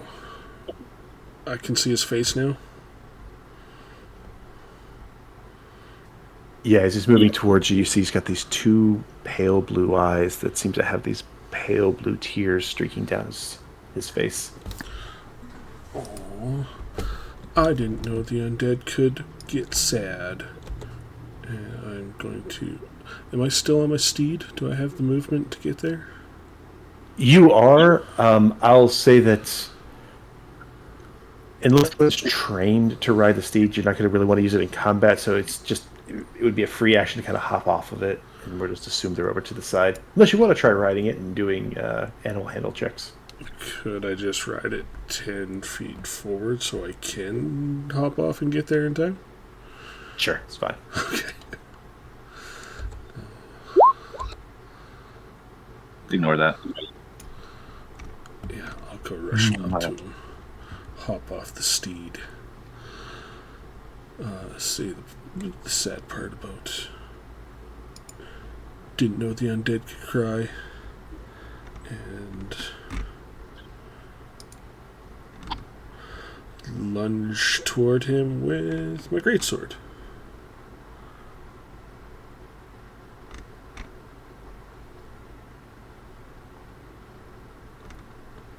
Where is... Oh, what the heck?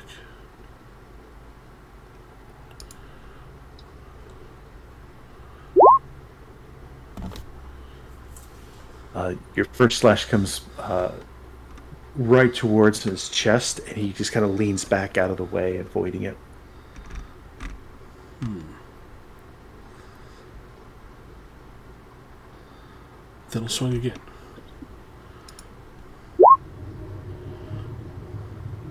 Again, much closer this time.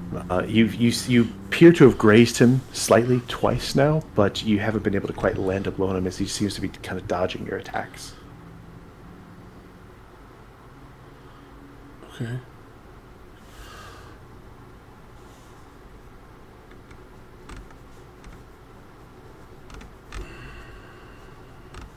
Okay. Anything else for Tango?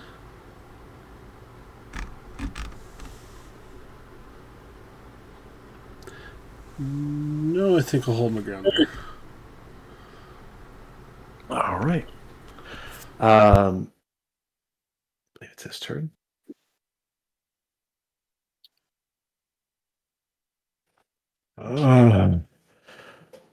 You. He's eyes focus on Arcus for a moment.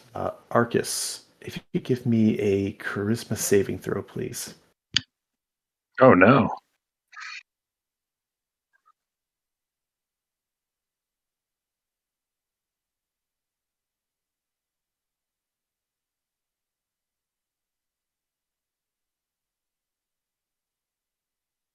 How do I do saving throws on this thing?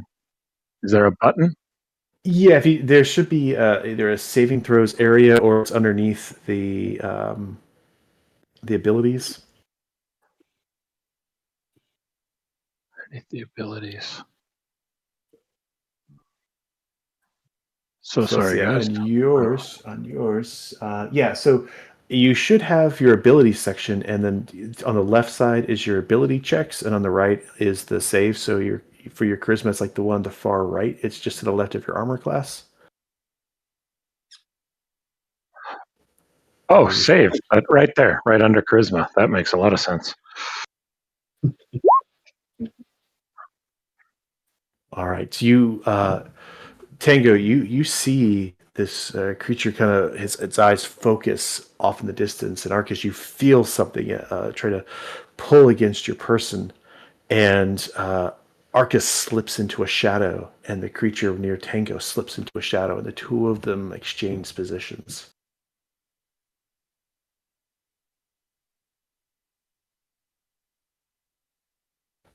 He's going to then, as he's kind of in the middle of you all, he's going to say, "She's mine, the spirits say so." As he's going to cast Spirit Guardians on himself. Sorry, DM, you wanted me to jump up to where he was, right? Uh-huh. You moved. Okay. Yeah, he cast Baleful Teleport, swapping places with you.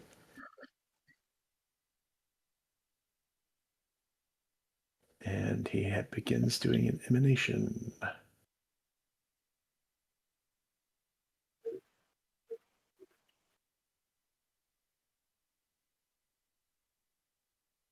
right.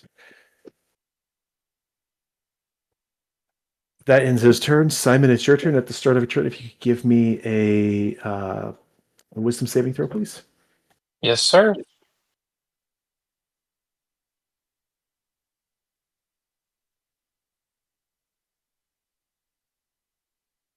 Give me just a second, because my sheet minimized and it won't open up. All right. You said wisdom? Yes, sir. That is not going to pass. You take 10 points of necrotic damage as his little spirits flittering about him that seem to attack you. Okay, 16 is no good. All right. Where did my sheet go?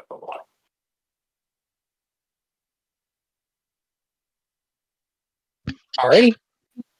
I'm going to hop off the horse and move over here next to Darren. That'll get me out of the radius. Excuse me, right? It does, yes. Okay. And then I am going to. I'm going to hit him with. Oh, you know what? Nope. I don't want to hose you. The radius I set was wrong. That's the Okay. radius. In that case, I'm going to back up one. And that should be my. Because I don't know what it would take to jump off a horse, but. Yeah, as far as I'm concerned, to put you in a proper combat situation, we can just see you guys are able to, as a free action, hop off the horses. Okay. I'm going to, as a bonus action, go ahead and do my innate sorcery. And then I'm going to, where's my spells? I'm going to lob a ray of frost at him. All right, go ahead. Give me 1 second. That's just the damage. I don't know why it didn't let me roll the spell. Don't forget to turn on advantage if you can. Yeah. How do I turn on advantage? Should have a There it toggle is. up at the top. Yeah, I see it.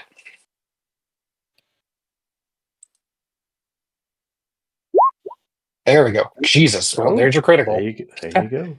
I'll go ahead and roll damage regularly, and we'll add max. Okay. 10 plus, I think it's 2d. Right. 2d8. 16. So that's 26. Yep. 26 And cold damage. yes. And his speed is also reduced by 10 feet. Nice. Your ray of frost collides with him, and little ice crystals kind of form all over him. That's how he responds. Anything else for Simon? No, I did bonus action, and movement. Are the Spirit Guardians still up? I'm assuming yes. Okay, cool. I'm gonna stay where I'm at. I'll make that is true. And make a con save for him. Yes, they are up. Cool. Sorry, y'all. I was trying to hopefully save y'all some damage. All right. Anything else for Simon? No, Simon's good. All right. He is going to take a legendary action and take the long sword that's in his hand, and he's going to slash at Parsnip. And he's going to miss. She's mine. She slashes at you and doesn't connect. Marcus, You have her. he looks at you confused. You are up, Arcus. Okay.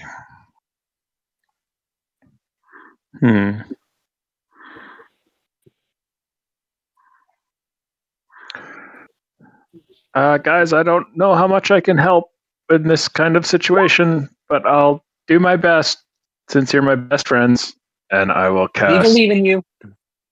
I'll cast You can Dispel do it. Magic on his aura, if that's possible. Do that should work.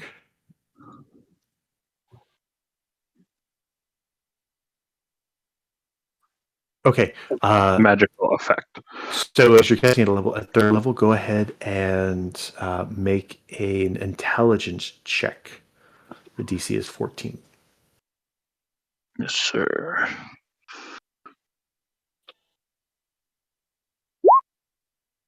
Oh no! All right, you attempt to you reach out to try to dispel the magic, and unfortunately, it doesn't quite break through this sorrowful spell that he's got going on. Great attempt, though. Anything else for Arcus? 2024. That still cost me the slot, right? I'm pretty sure the only way it doesn't cost is if you're an abjuration wizard. There's some way that it doesn't, but I think that it does. You feel free to double check it though. I think you're right because I am an abjuration wizard, but it's later level. You're Okay. absolutely right. I mean, no, I'm a wizard, and he moved me far away, so I'm good where I am, and I don't really have any bonus actions. So that was my attempt. He'll take his the second legendary action, and after missing Parsnip, he'll just turn around and see Phalar. You can't have her, and attempt to slash at you. It's 15 hit. It does not. All right. Phalar, you're up. All right. Well, as he misses that attack, I'm gonna kick him. Oh, go ahead and make a wisdom saving throw, please, at the start of your turn. DC. Oh, sure. You don't know the DC. For necrotic damage. I did not pass the DC. I don't know the DC. Yeah. Unfortunately, you take 10 points of necrotic damage. That's a spell, right? It is a spell. Yep, it's Spirit Guardians. Okay. Then I have advantage. Let me roll it again. The mantle of spell resistance that I have on. Ah, cool. Let's go for it. You can do it. Roll high. You do it. How about a natural 19? That's awesome. I think that's a nat 20, isn't it? Because you have a minus It 1. is. It's a -1. Yeah. Yeah. Okay. You take half damage. You take 5 points of necrotic damage as your cloak kind of provides you a little bit of protection here. All right. What do you wish to do? All right. I'm gonna kick him real quick. What do you do? I'm gonna kick him. I love it. You kick him. Excellent.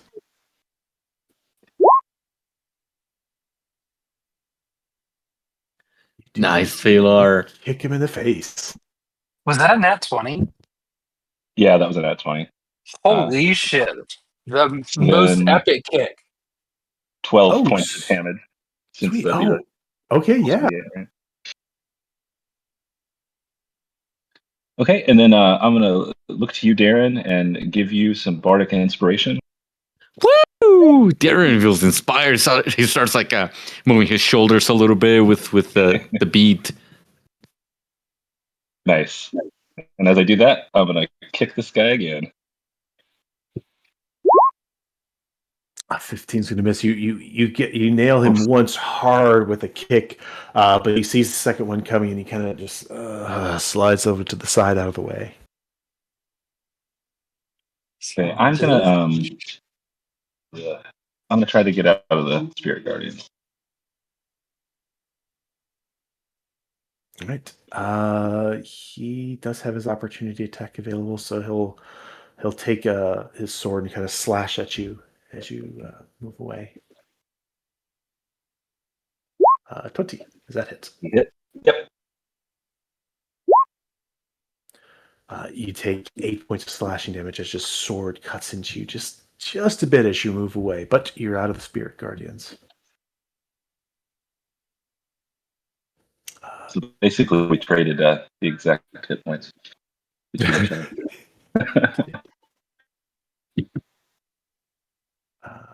see here. All right. Let's see if That's it for me. Darren, I rolled initiative for you. Hope that was all right. You got the 10, so you're up next anyways. You're up. Oh yeah. All right. So, this oh, do I need to make an aura at the start or a saving throw for his aura? It's a wisdom saving throw at the start of your turn. What if I say it's a strength saving throw? I'm just joking, DM. I'm joking. Oh no, a 7. Yeah. You'll take 10 points of necrotic damage, reduced to 5 because you're resistant. And what does it look like? Is it kind of like an aura of dread, like invisible to the eyes? Is it like No, fog? You see it. He came up and cast a very obvious spirit guardian spell. So there are these little like green skulls and skeletal hands that are kind of flittering about him. Okay. All right. Yeah. Darren will get his shield ready. He's gonna say, "In the name of the Watcher, I cast you down, undead filth." And he's gonna run over here and try and kill this guy again. Come on. Come on.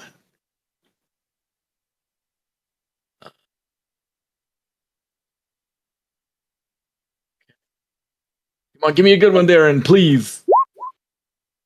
Right, that connects.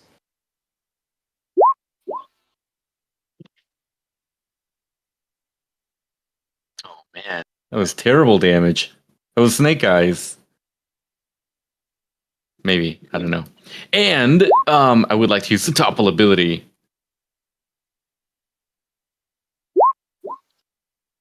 Oh, I think he might have Oh, failed. yeah, the DC is 16 right now. All right, you knock him off his feet. Yeah, Darren just like punches him with his shield, and he flips it over, grabs it with both hands, and slams down on him because Darren finally has second attack. Proud of you. Woo! All right, come on, come on. 19 connects. All right.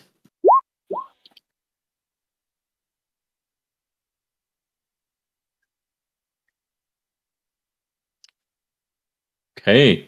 And with that, as a bonus action, Darren will give a quick prayer to the Watcher as he's going to cast Divine Favor.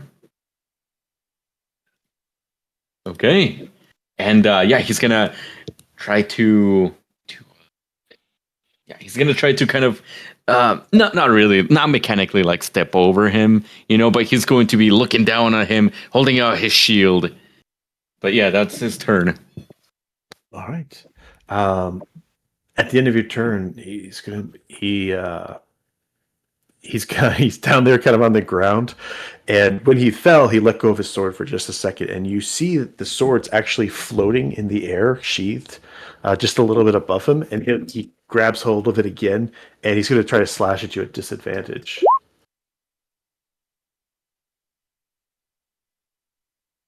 No, is this oh, it does not hit. But DM, please tell me this is not a legendary action. Surely not, right? That was a legendary action, yeah. Oh no! All right, Parsnip, you're up. If you start with a wisdom saving throw, please, for the spirit guardians. Oh wait, he has to make 2 con saves. 1 second.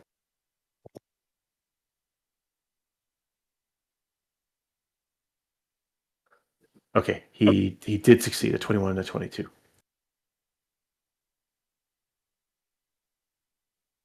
All right. So Parsnip, wisdom save. Unfortunately, no, you take 10 points of necrotic damage as his little spiritual skulls and so forth flittering about tear into you. What do you wish to do?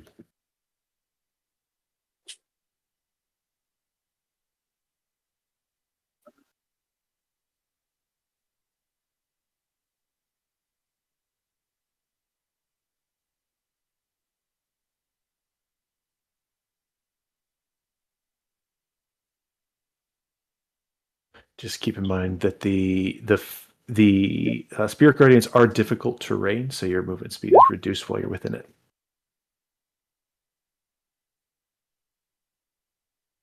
Oh, I didn't know that. I probably need to move Simon up just a little bit then.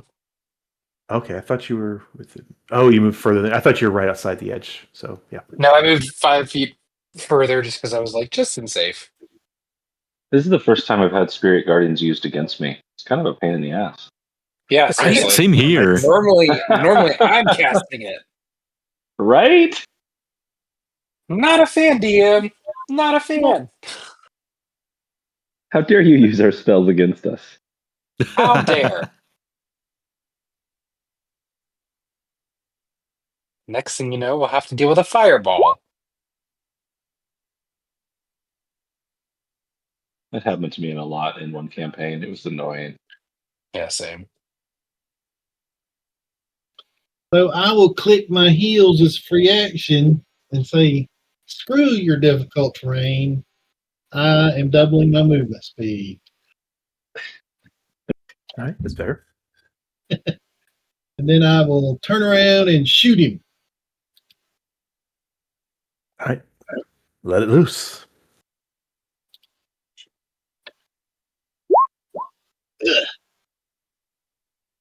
Ding. Hit a tree behind him. It's hard to hit. He's laying down. Oh, yeah, I probably would have had disadvantage, actually. Either way, I missed. That's me. Oh, no, I get a second shot. At disadvantage. Yep.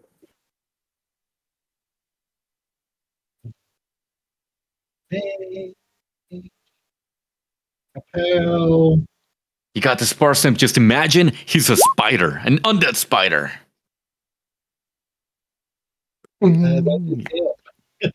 Once again, you have two arrows lined up right next to each other on the tree behind him. Anything else for Parsnip? That's it. All right, Tango, back over to you. This guy really pissed me off. Leaving my range, hurting my friends.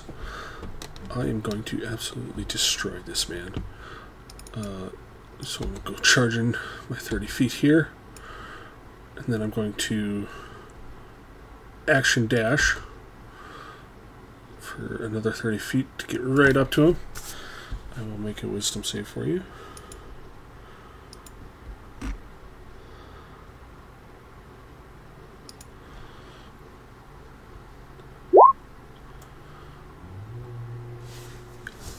Fortunately, it doesn't quite make it. You take 10 points of necrotic damage as you enter in. You can feel yourself slow down, but you get up to him. Think that that makes me fail, but I grit my teeth and push my mind forward. And I say I succeed with my guarded mind. All right. Ooh. With your what? Guarded mind. Oh, yeah. Oh, did they make Mage Slayer better? They did, yeah. No It's way. saves. It's once a day you get legendary resistance, essentially. That's Actually, really cool. cool. Oh, short rest refresh. Nice. And now I will action surge.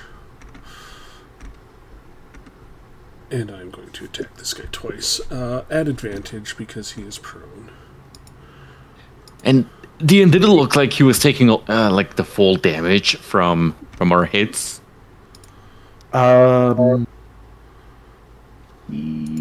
Everything you guys have thrown at him has pretty much been a thing. Yeah, he's been taking full damage. Tango, you bring your sword down and he's rolling around on the ground, and you graze him. Okay. Would that still cause him to make a concentration check? Taking damage. That's fair. I'll have him do that. At disadvantage because of concentration breaker. Ooh, he got an 11. He got an 11, but he still passed. Oh. Okay. Let's go again. I just learned about concentration breaker. I've never heard of that. Yeah, seriously. You're saying these Wow. things as a spellcaster I'm not a fan of. Right? Right? Like, he rolls out of the one, but then boom, gets hit into the other. 19 points of damage as I also fuel a psionic strike into that hit. All right, so for the first time, he doesn't seem to take full damage. He appears to be resistant to psychic. Now I feel personally attacked. There's no psychic there. Isn't that the psychic dice you added to it? It's a psionic die, but it does force damage. Ooh, my bad. Sorry. So it does the full extra, and Simon got free information. I'll pretend I didn't hear it, but It's okay. I thought you did. I thought it was your psychic dice added psionic damage. I didn't know it was force. Good to know. Yeah. I should double check that, because now that you say it, the wording does sound weird. Psionic strike.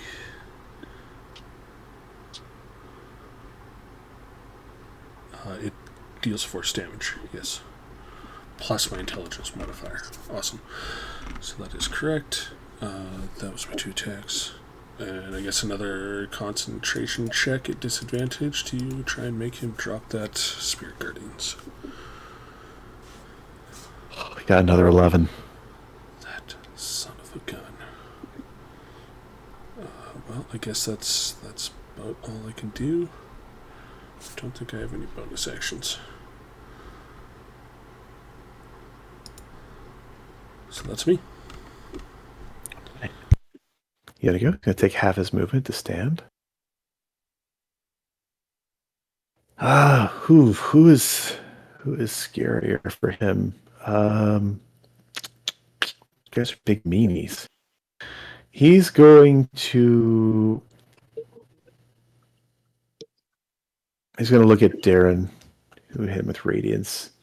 He goes, "No, I will take revenge for her." As he hits you with a vow of revenge. There's no save. It's kind of like the paladin ability.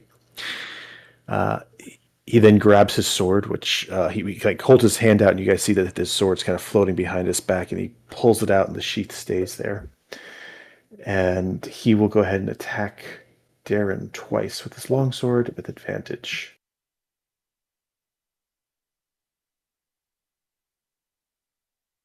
Oh yeah, let me flip this. That was a 26.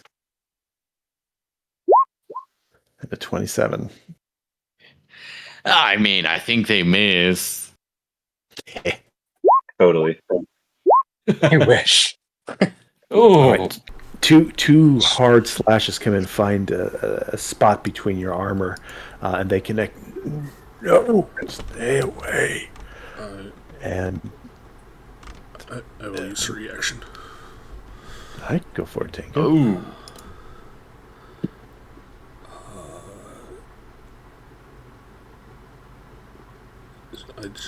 Sorry, 1 second. Got to find if interception is.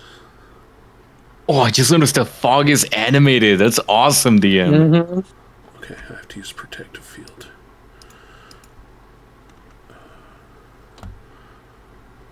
D plus 2.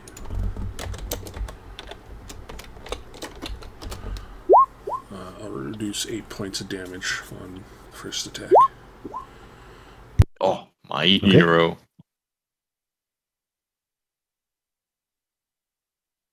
All right. That will end his turn. Over to Simon.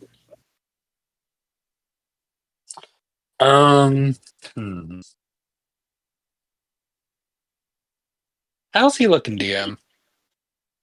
He looks like kind of like a skeleton with a little bit of flesh still on it. Very dark, wide brim hat. Has a cool scabbard floating behind him. Noted. Okay. We're just gonna shoot a scorching ray at him. Let me move first. If I move over here, is that tree or is that shrubbery? It is a tree. You can move there. Okay. Yeah, we're gonna do scorching ray. Excuse me for yawning. All right. Really? He has a tiny bit Yes. of cover. I have Wand of the War Mage, which lets me avoid certain cover. And it doesn't matter. The 26s all hit anyways. How are they all 26s? That is insane. What? How?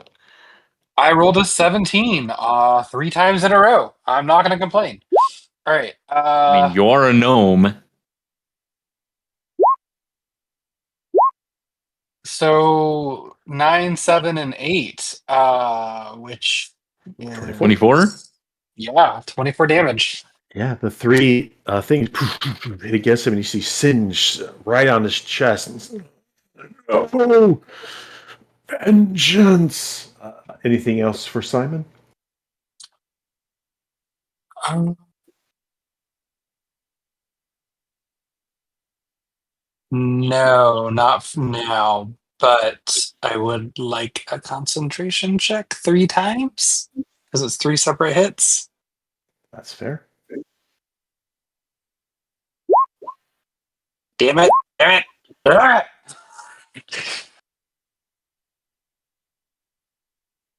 This guy's constitution is All right. insane. Yeah. It's not dead. He's got con saves. All right, he'll take his legendary action and swing towards Darren as he says revenge.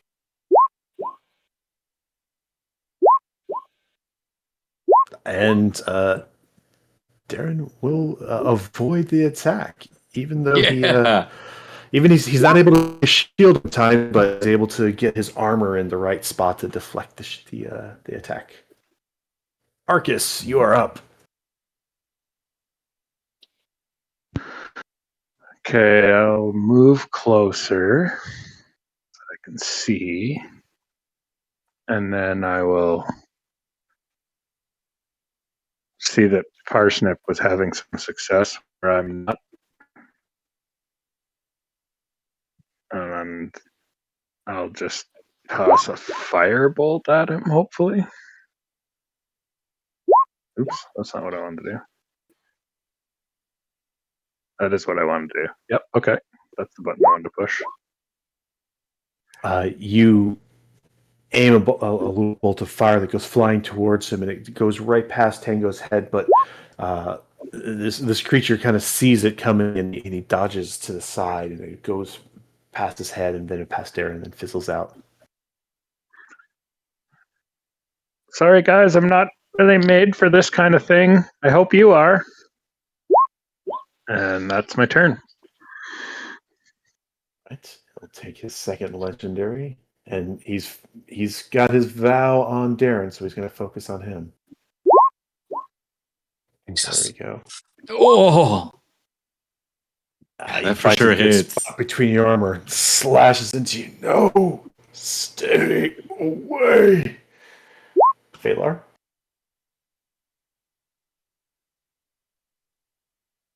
Oh, hold on. That's Yeah. within range. Ooh. Oh, What is that? Wizards be wizarding. You're hurting my shield, but it's better than hurting you, I guess. So how much was it? 12? 12 12, damage. yeah. All right, I'm gonna go back into the fray and kick some more. All right, go ahead and make a wisdom save.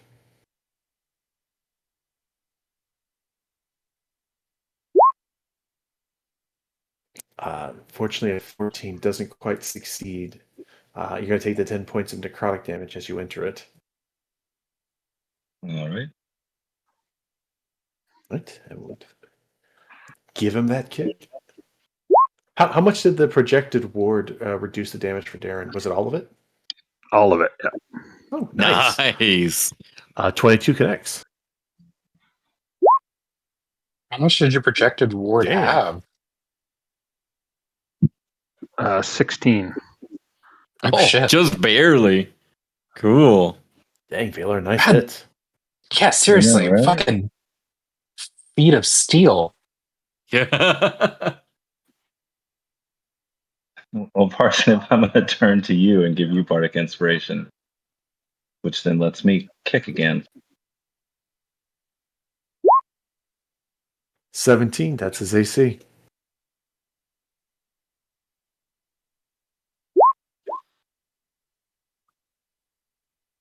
All right, that's it for me, and hopefully one of those con saves he fails. Yeah, we'll go ahead and roll. Just saying. You didn't have Uh-huh. advantage. Show off, cheater. Even without advantage, Jesus. All right. He looks weakened, but one more time he looks at Phalor, then back to Darren. No, my vengeance. He attacks one more time.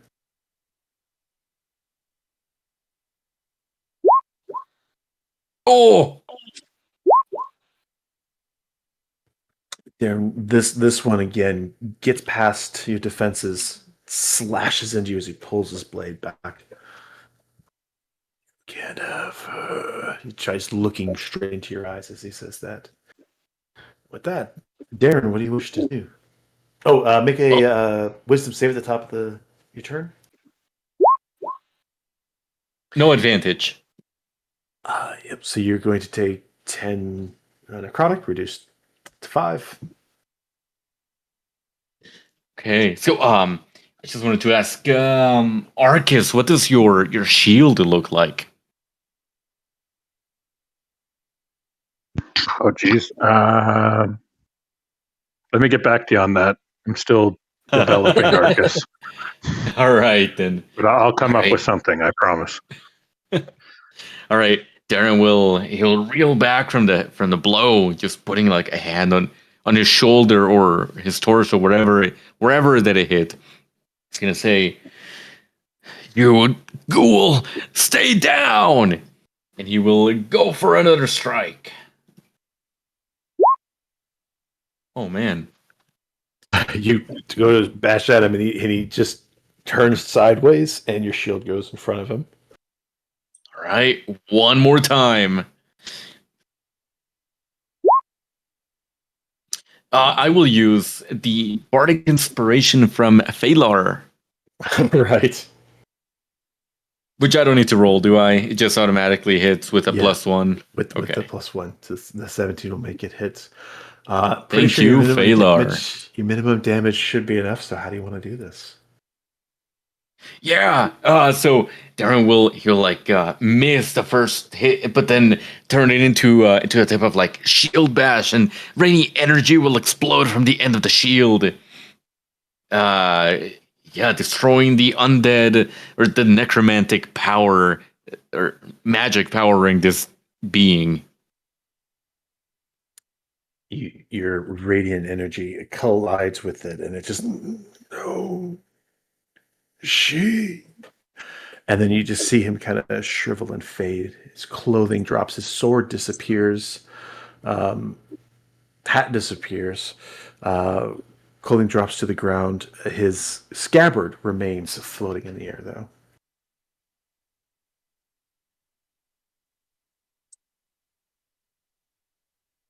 And you guys are out of combat. Hey, buddy, are you okay? How are you feeling? I don't know what it. I hope that not all undead are like him. Oh. Well, if they are, maybe it leads more. It gives more weight for us to, instead of killing all of them, or I guess laying them to rest, finding out the cause of their frustration. Do you need a potion? I've got one if you need it, buddy. I think I'll take one. Okay, I'll hand him a healing potion. Thank you, Stitch Fix.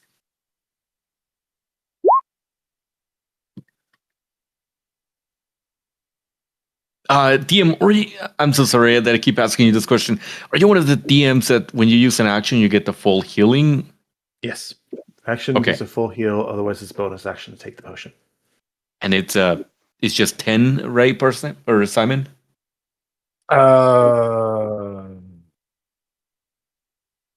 Yes.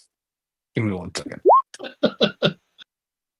Yeah, 2d4 plus 2. Okay. I was like, math is hard. 1 second. Tango, what's going on? Why are you frowning, buddy? I was real excited about like coming here and just laying waste to a bunch of simple zombies and skeletons. And now there's like some sort of actual mystery that we gotta solve. Well, I mean, you still might be able to lay waste to some stuff. Like, I just thought it was gonna uh, be easier. That guy was pretty strong. Crying about yeah, some I had a girl. feeling.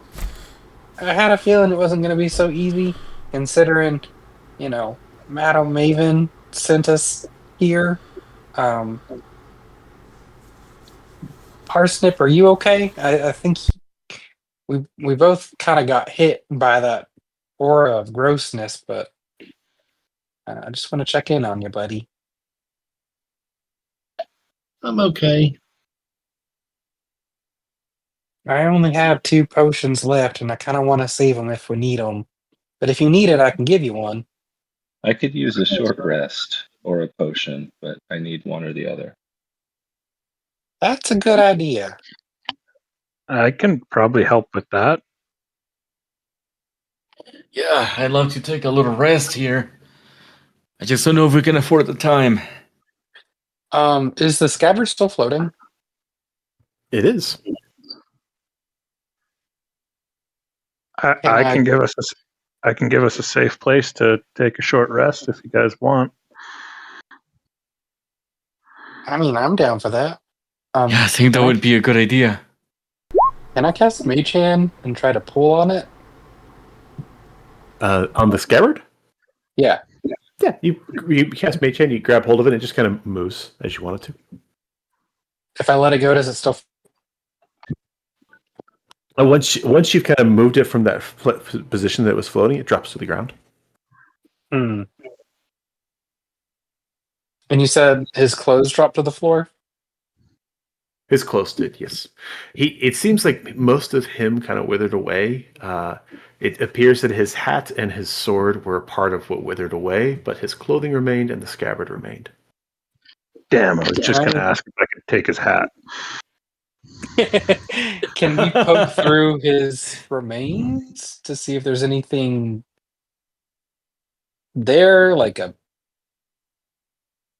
note or anything that would not a note? Like, let's be serious. If he was undead, that note's probably dust. But just something, because like he was talking about a her, and I was seeing if there's anything on him that might help give us some insight. Yeah, sure. Go ahead and make a perception check. Actually, you don't need to make a perception check. You can. It's a pile of clothes laying on the ground, and you're kind of searching through it, and you do in fact find an old leather bound bag, a little purse on his side. It's kind of tucked inside. It looks like it's seen better days. It's been probably in the mud for years and pulled up out of the mud. But yeah, you find a little bag on the side. Can I open it? Sure. It's got like leather twine on it, Mm-hmm. so it's kind of tight, and so it takes a minute for you to get it. It's obviously been sealed for a very, very long period of time. Mm-hmm. So you're struggling yet a little bit. Are you sure you wanna open it? Why you gotta ask like that? Why you gotta do that? Um. Yeah, I mean, I'm curious. All right. As you begin to kind of your hand brushes off a little bit of that dirt and the mud that's on it, and you do see there's like a little bit of a crest that's on this bag, like an emblem. It appears to be a shield, like a coat of arms, where it's red on one side, white on the other, has like 3 dots running down the middle. It's very small that's on it, but you can see maybe this might have been this some dead's family crest. You're not sure. But that's that. You continue to open it. Yes, but I would show Tango and Darren the crest because I know they're hoity-toity types. That probably have a family crest. to see if they recognize it. Ooh, that's a good point. Yeah, DM, do any of us recognize this crest? Those of you with the noble background, go ahead and you can make a history check. DM, I just now got guidance. Would I be able to use it? Sure, that's fine. Oh, It's not- yeah. you're not in a rush for this. This is an appropriate time to use guidance. And you said history, right? Yep, it's a knowledge history check. Can I make a history check if I don't have a noble background? I apologize, Phalar. You can make any skill check because that's what bards do. That wasn't me. Oh, that was Arcus. I apologize. You sound a little bit similar to me. Yeah. Now I'm on a roll. Arcus. It would definitely be inappropriate for Arcus to roll this. You wouldn't know it. Fair enough. Yeah, you guys, you look at it, you're not sure. You're not sure. I don't think anybody actually recognizes what it is. Tango, are you supposed to have advantage on that? He said no advantage. Oh, okay. Still on for my weapon attacks Fudge. earlier. Okay. Well, I'm gonna go ahead and finish opening this. All right, you open it, and as you do, you see it's filled with coins inside.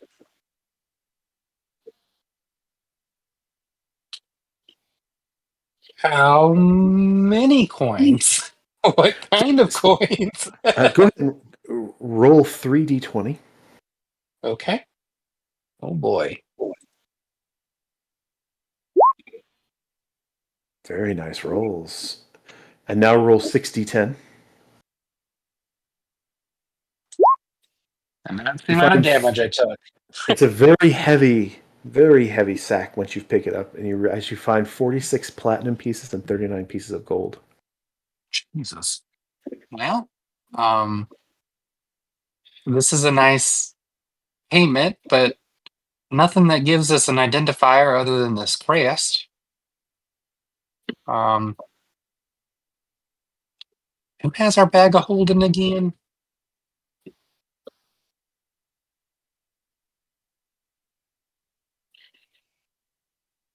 It'd be good to know who has the bag of holding. That's a good question. I think we forgot. I thought it was Tango because still, no, Silas had it, but Silas is off on an adventure. I thought it was Phalar, but because Phalar has all. I thought it was Simon. I do have a lot of God. stuff, but no, I don't have it in my inventory. I don't have it in my inventory either.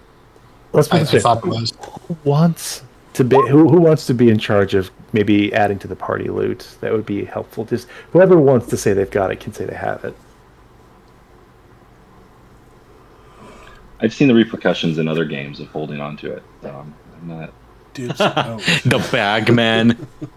Darren can go ahead and Almost take it. lost our bag of holding once in a different game. Oops. Bolts. Come on. I mean, listen, it can happen to anyone. I drew the ruin card. That'll do it. No. That'll do it. Yep. Darren can go ahead and take it, I guess, if no one else wants it.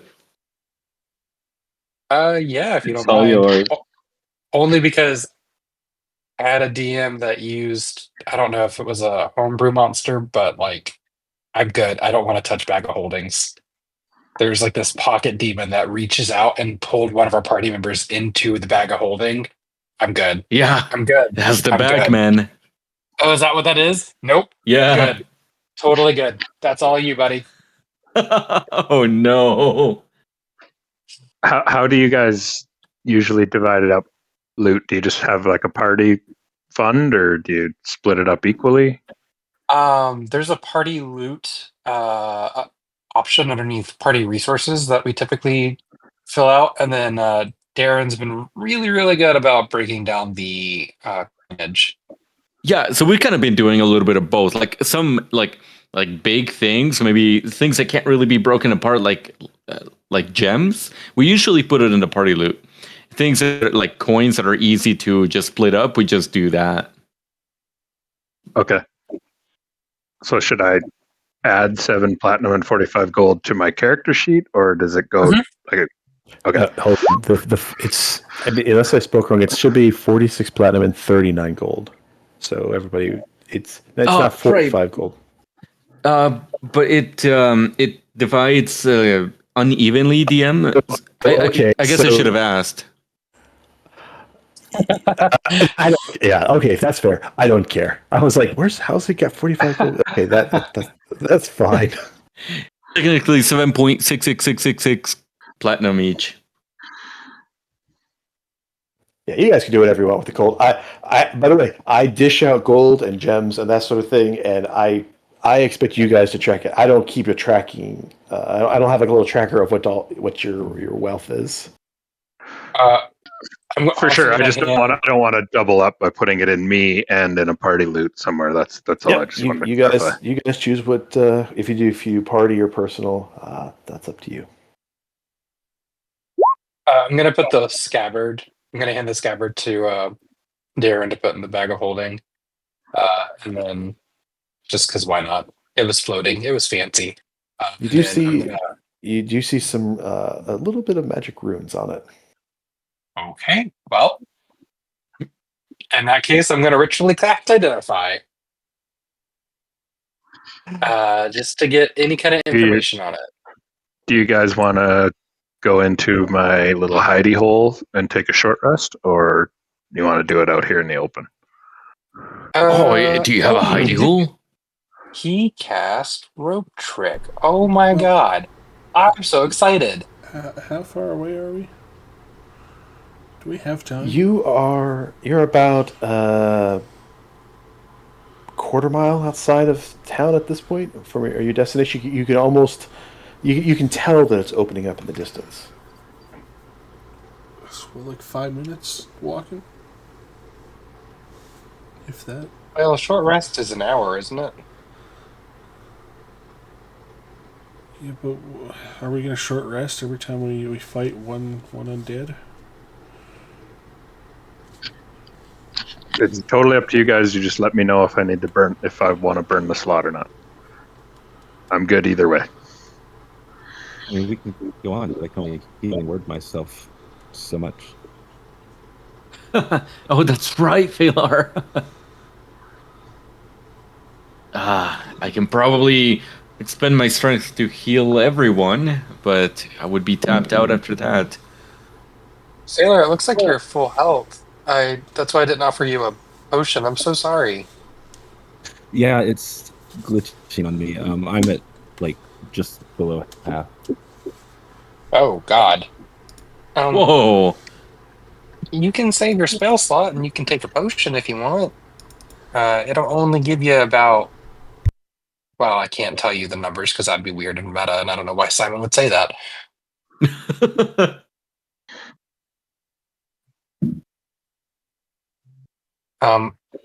Tango, it might be beneficial for us to rest, just so they don't expand all of their resources healing themselves. But I'll leave it up to the party. That's fair. There you I'm go, just Paylor. playing devil's advocate. Oh, well, poor Parsnip can just bust out his magic healing. I can.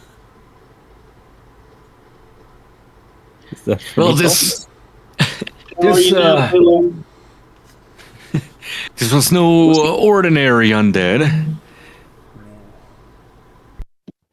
Pretty sure that cure wounds with Valar. It was. Yeah, I'm feeling much better.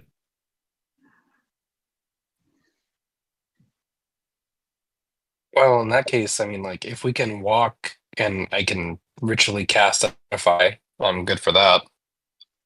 That's fine. You'll cast Identify right before you crest the hill. You find that this is a very simple magic item. It needs to go through the attuning process to know who's using it, but it does not require attunement. All it is a floating scabbard that will allow any blade to be placed in it.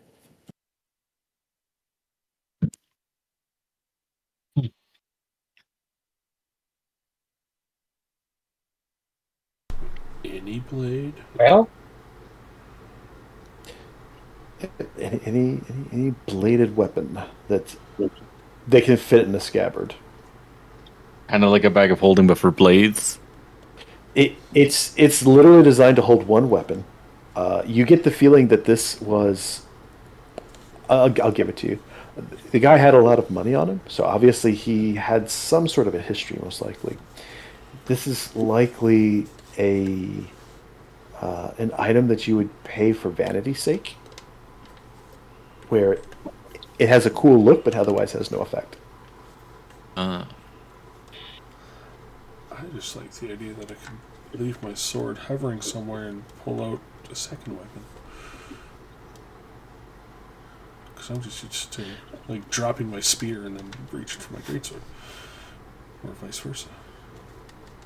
well, friends, before we keep going, are we going to take a break here, or are we going to keep going?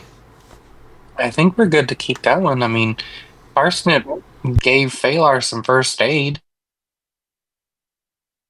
Yeah, I think we're good now. That was really the issue for me.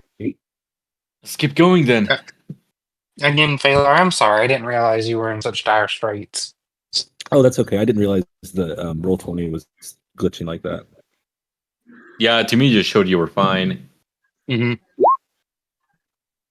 Okay. Also, As you, go ahead. Also, Arcus, you did a really good job. If you're not used to fighting, you still really, really helped us. I don't. Yeah, I'm not. I'm glad you guys are used to that kind of thing. That kind of freaked me out.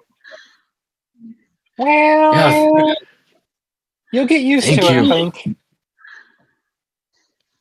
thank you, Arcus. I'm glad that us wizards can stick together. Yes, you're clearly a very powerful wizard. I mean, I guess. Well, thank you for noticing.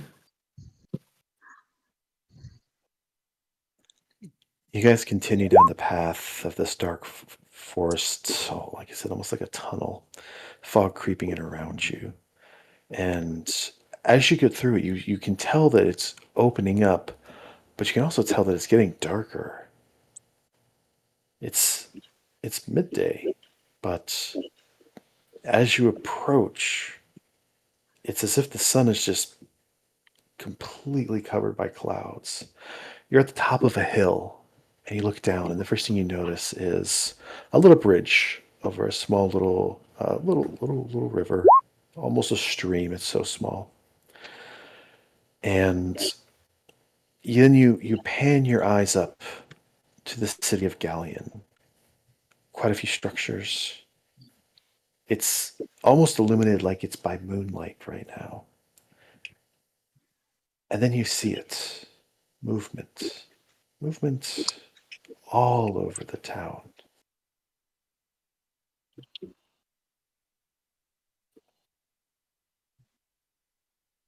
You see shuffling about creatures, undead creatures, with seemingly little purpose in their direction, all throughout the town.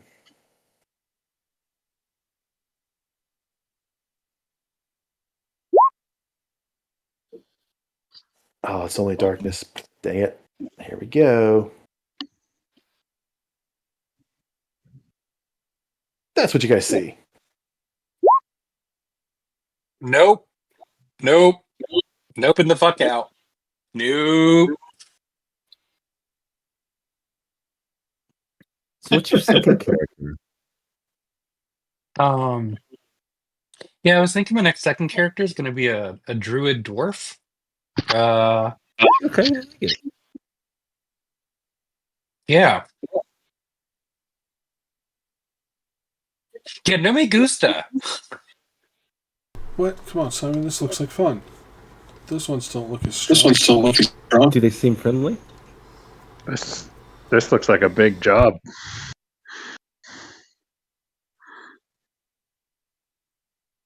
Are you playing? Oh my god. Oh, okay. Maybe my next character will have a guy. We don't see any owls, do we? You look about, and there are birds that are flying above, but you do your best to scan specifically for undead owls, and you do not see any. Okay, well, that's That's somewhat of a relief. do they look like calm, happy? They don't seem like they're in an agitated state. They're just there's some shuffling and some kind of shambling, and when you can look a little bit closer, it's like you swear a couple of them are stopping to have a conversation. Hmm. You know, guys, I could maybe try to sneak up and see if I can see if maybe there's more to this. I mean, if you do, if you're okay with it, I'll just kind of establish a telepathic bond with you. But I mean, I was going to ask, but I appreciate the offer. Oh yeah, no, like I don't want to send you in there all alone. I'll also let you borrow truffles. I don't know what my little spider guy will do, but I was going to say I can also send Twix in there with you. My bird.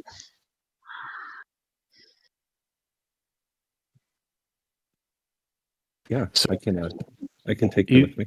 you guys have seen the scene. I'll go ahead and I'll actually show you the town map now.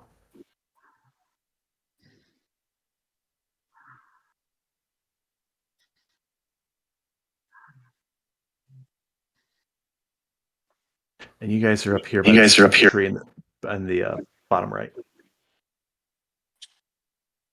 So cute.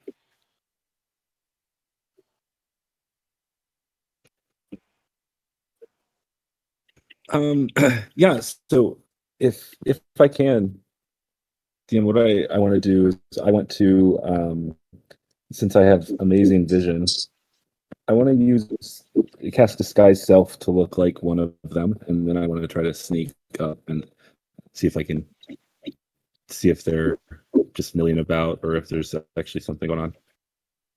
All right. You can go ahead and cast disguise self on yourself. What do you wish to make yourself look like? I want to just look like one of the common folks that I can see in the village. I want to look like them. Okay. You make yourself zombie Phalar.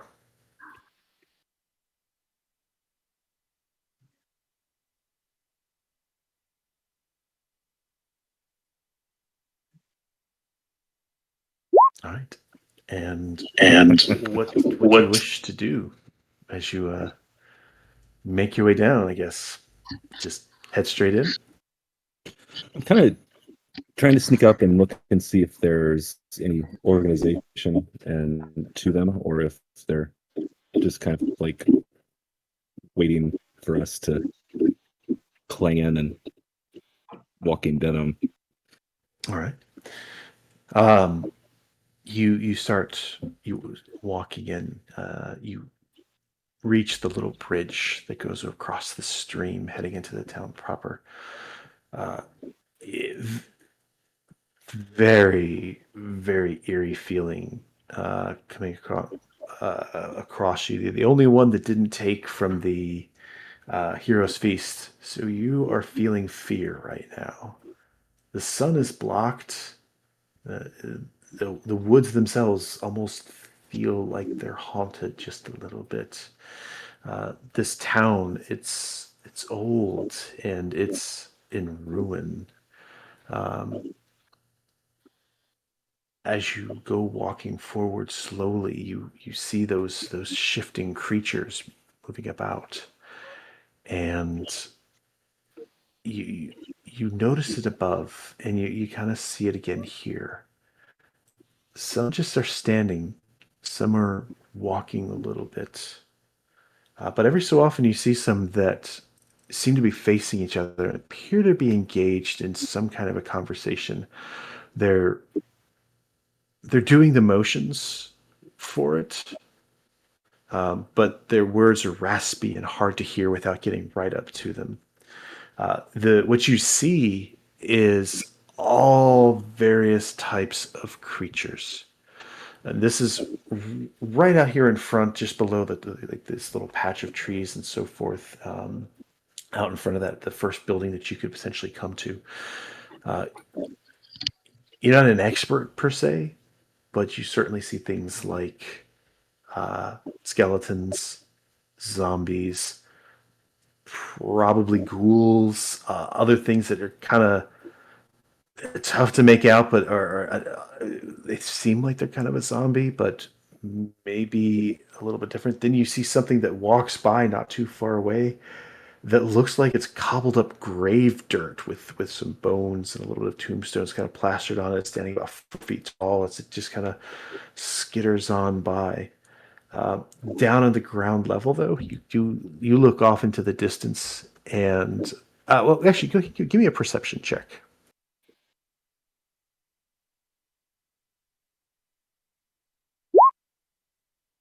You look off, and you do see at least one creature kind of stepping between buildings. It comes into your sight for just the briefest of moments. This thing, whatever it is standing 10, 12 feet tall. It looked like it was made out of pure muscle in its silhouette as it just kind of passed off in that distance. And you lose sight of it pretty quickly. What do you wish to do? I'm going to go back to my friends.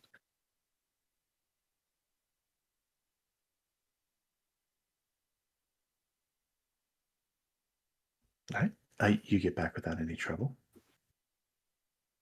So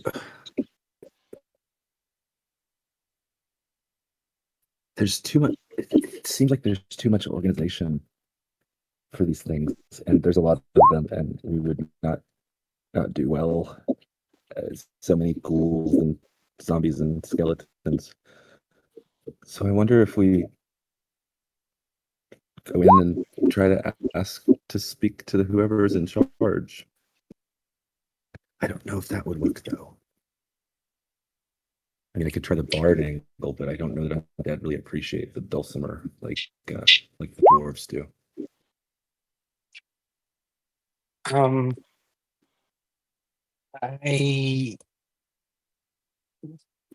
I don't know. I mean, do you get the feeling that they would converse with us?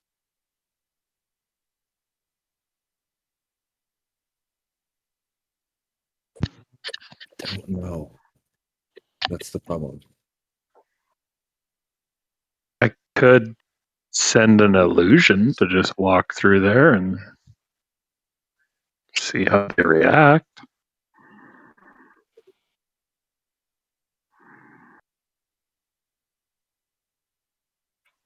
That's probably not a bad idea. What do y'all think?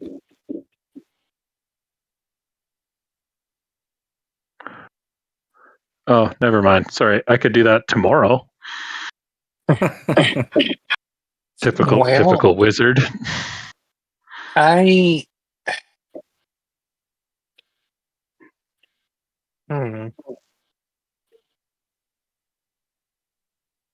So I can make one of you really fast for about a minute.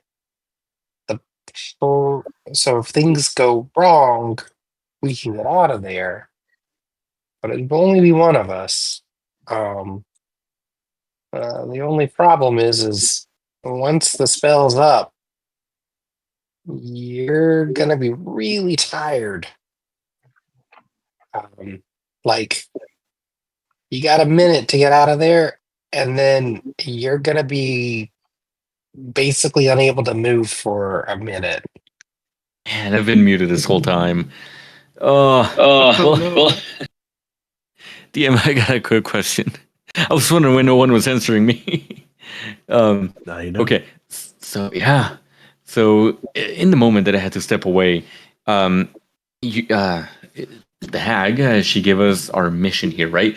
I can't remember really well what it was. Was it to take care of the undead problem, to infiltrate the city, or what was it?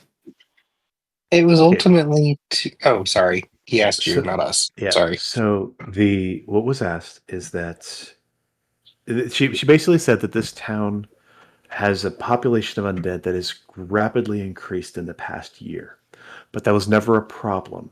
They come by and they visit the town. People they're 10 miles away, so they come into this town from time to time. Undead were never a problem, but then the last month or so, they started becoming hostile and aggressive and attacking the people of Hagstooth. So they're asking you to come in and perhaps annihilate all the undead, find the source that's creating more, find what's causing them to be angry, whatever it might be, so that their people are safe.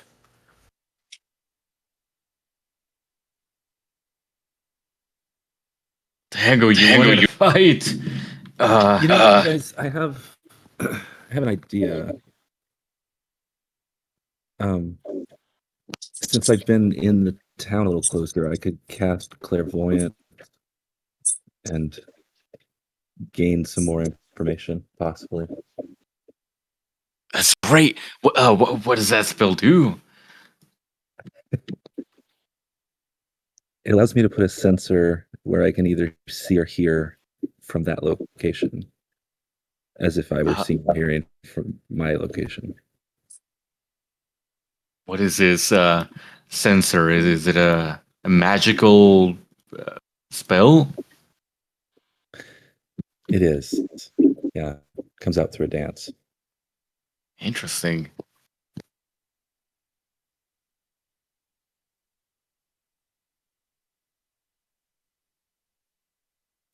Yeah. I think I want to do that. I don't know whether seeing Might as well. Well, I don't know whether seeing or hearing would be better, because there was a really big thing, like a 12-foot tall, nasty guy in there. It's like I want to put a sensor there in that area, but I don't know whether seeing or hearing is going to be better. I don't know that I'd be able to understand them. Does anyone in our party, can they you- turn invisible?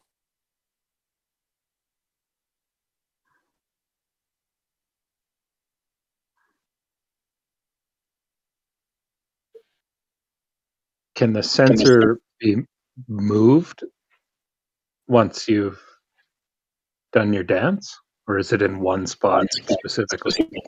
That's a good question. Let me think about that for a moment.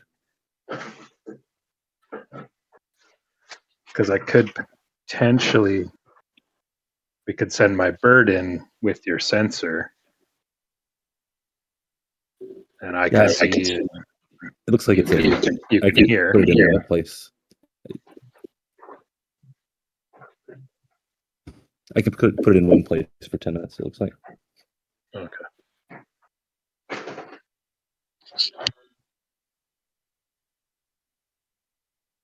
Yeah, why don't we do that? So DM, where I saw the big guy, I'm gonna do a seeing clairvoyant spell. Okay. As you begin casting the spell, you're all kind of standing around as Phalar gets ready to cast this, and your spell is almost interrupted as you all hear, kind of standing behind you all, this voice that goes, "Will you play with me?" Oh boy. Oh no! You all spin around and look and see just empty air there, and then you hear the voice again, "Will you play with me?" And then, as if invisibility washes away, you see